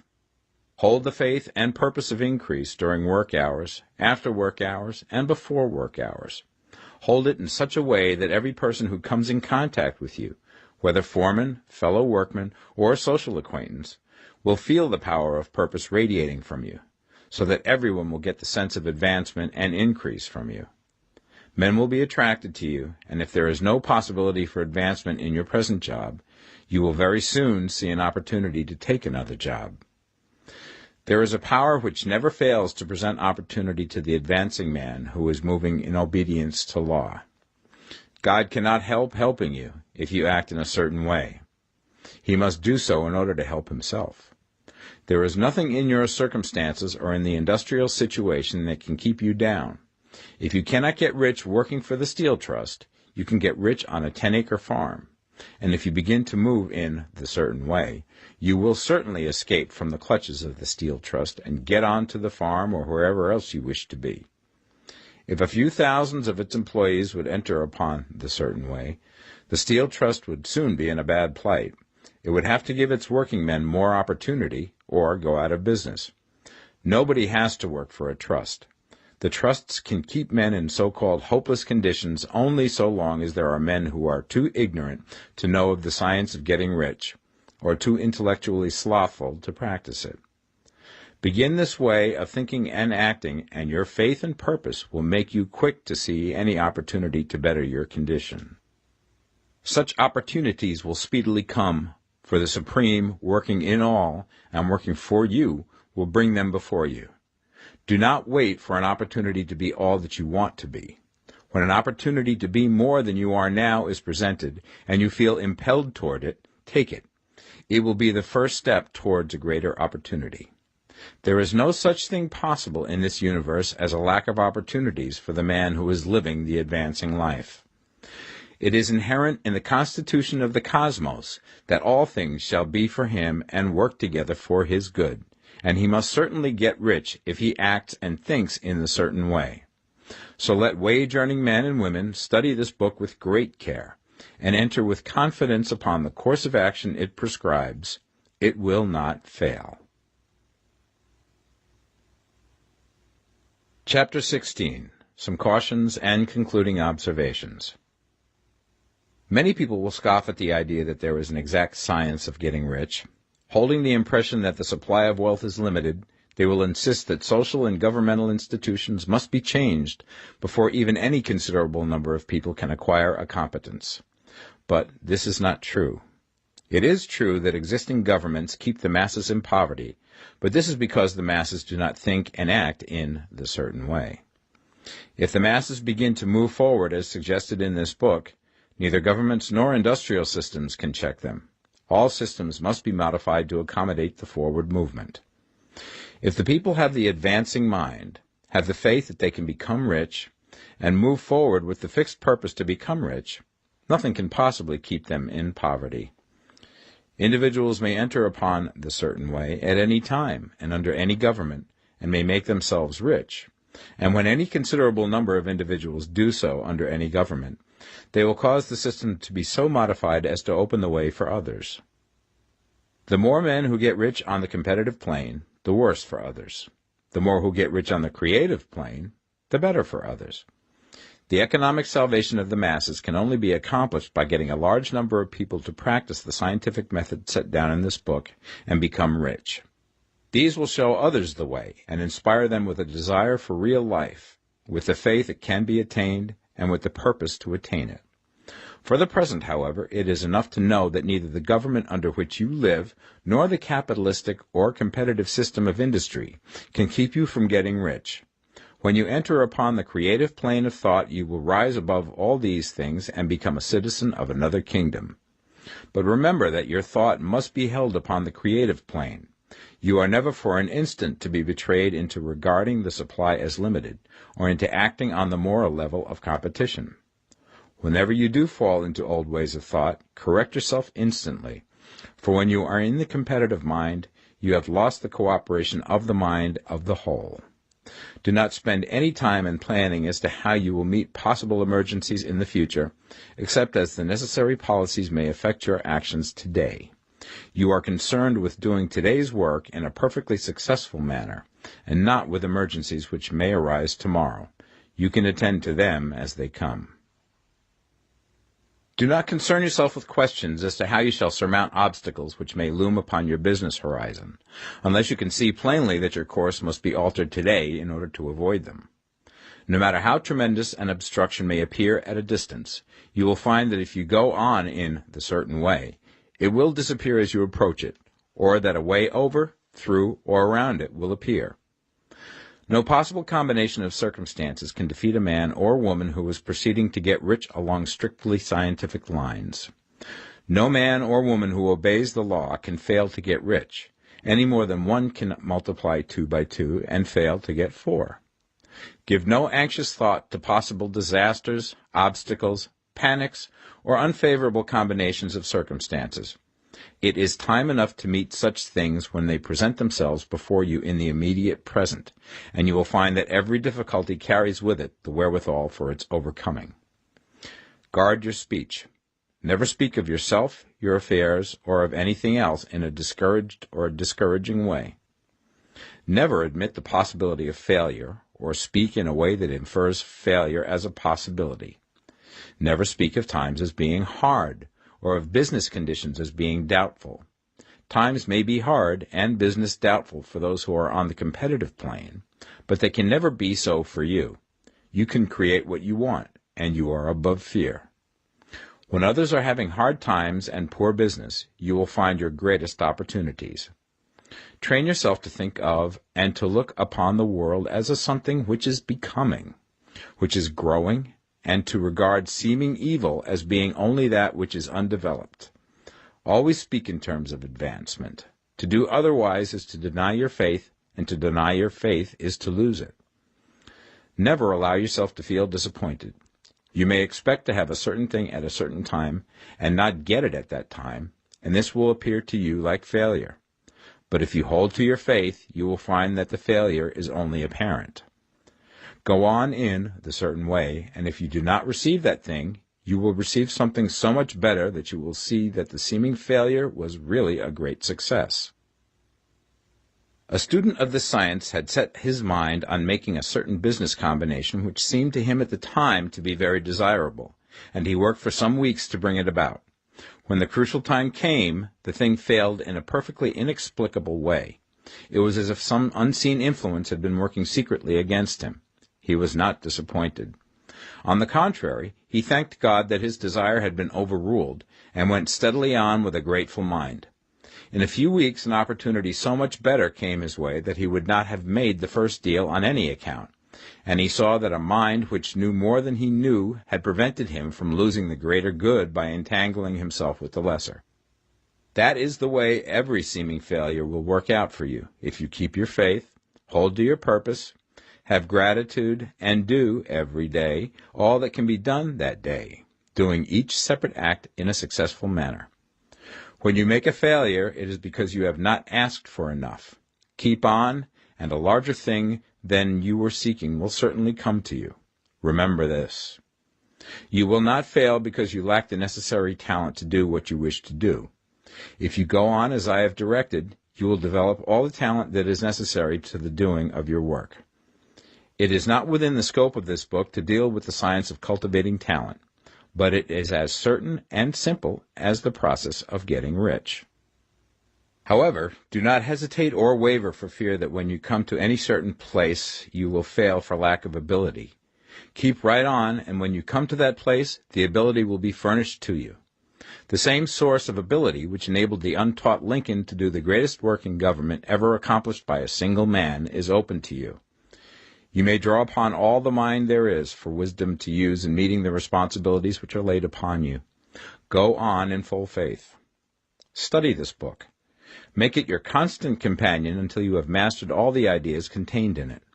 While you are getting firmly established in this faith, you will do well to give up most recreations and pleasure, and to stay away from places where ideas conflicting with these are advanced in lectures or sermons.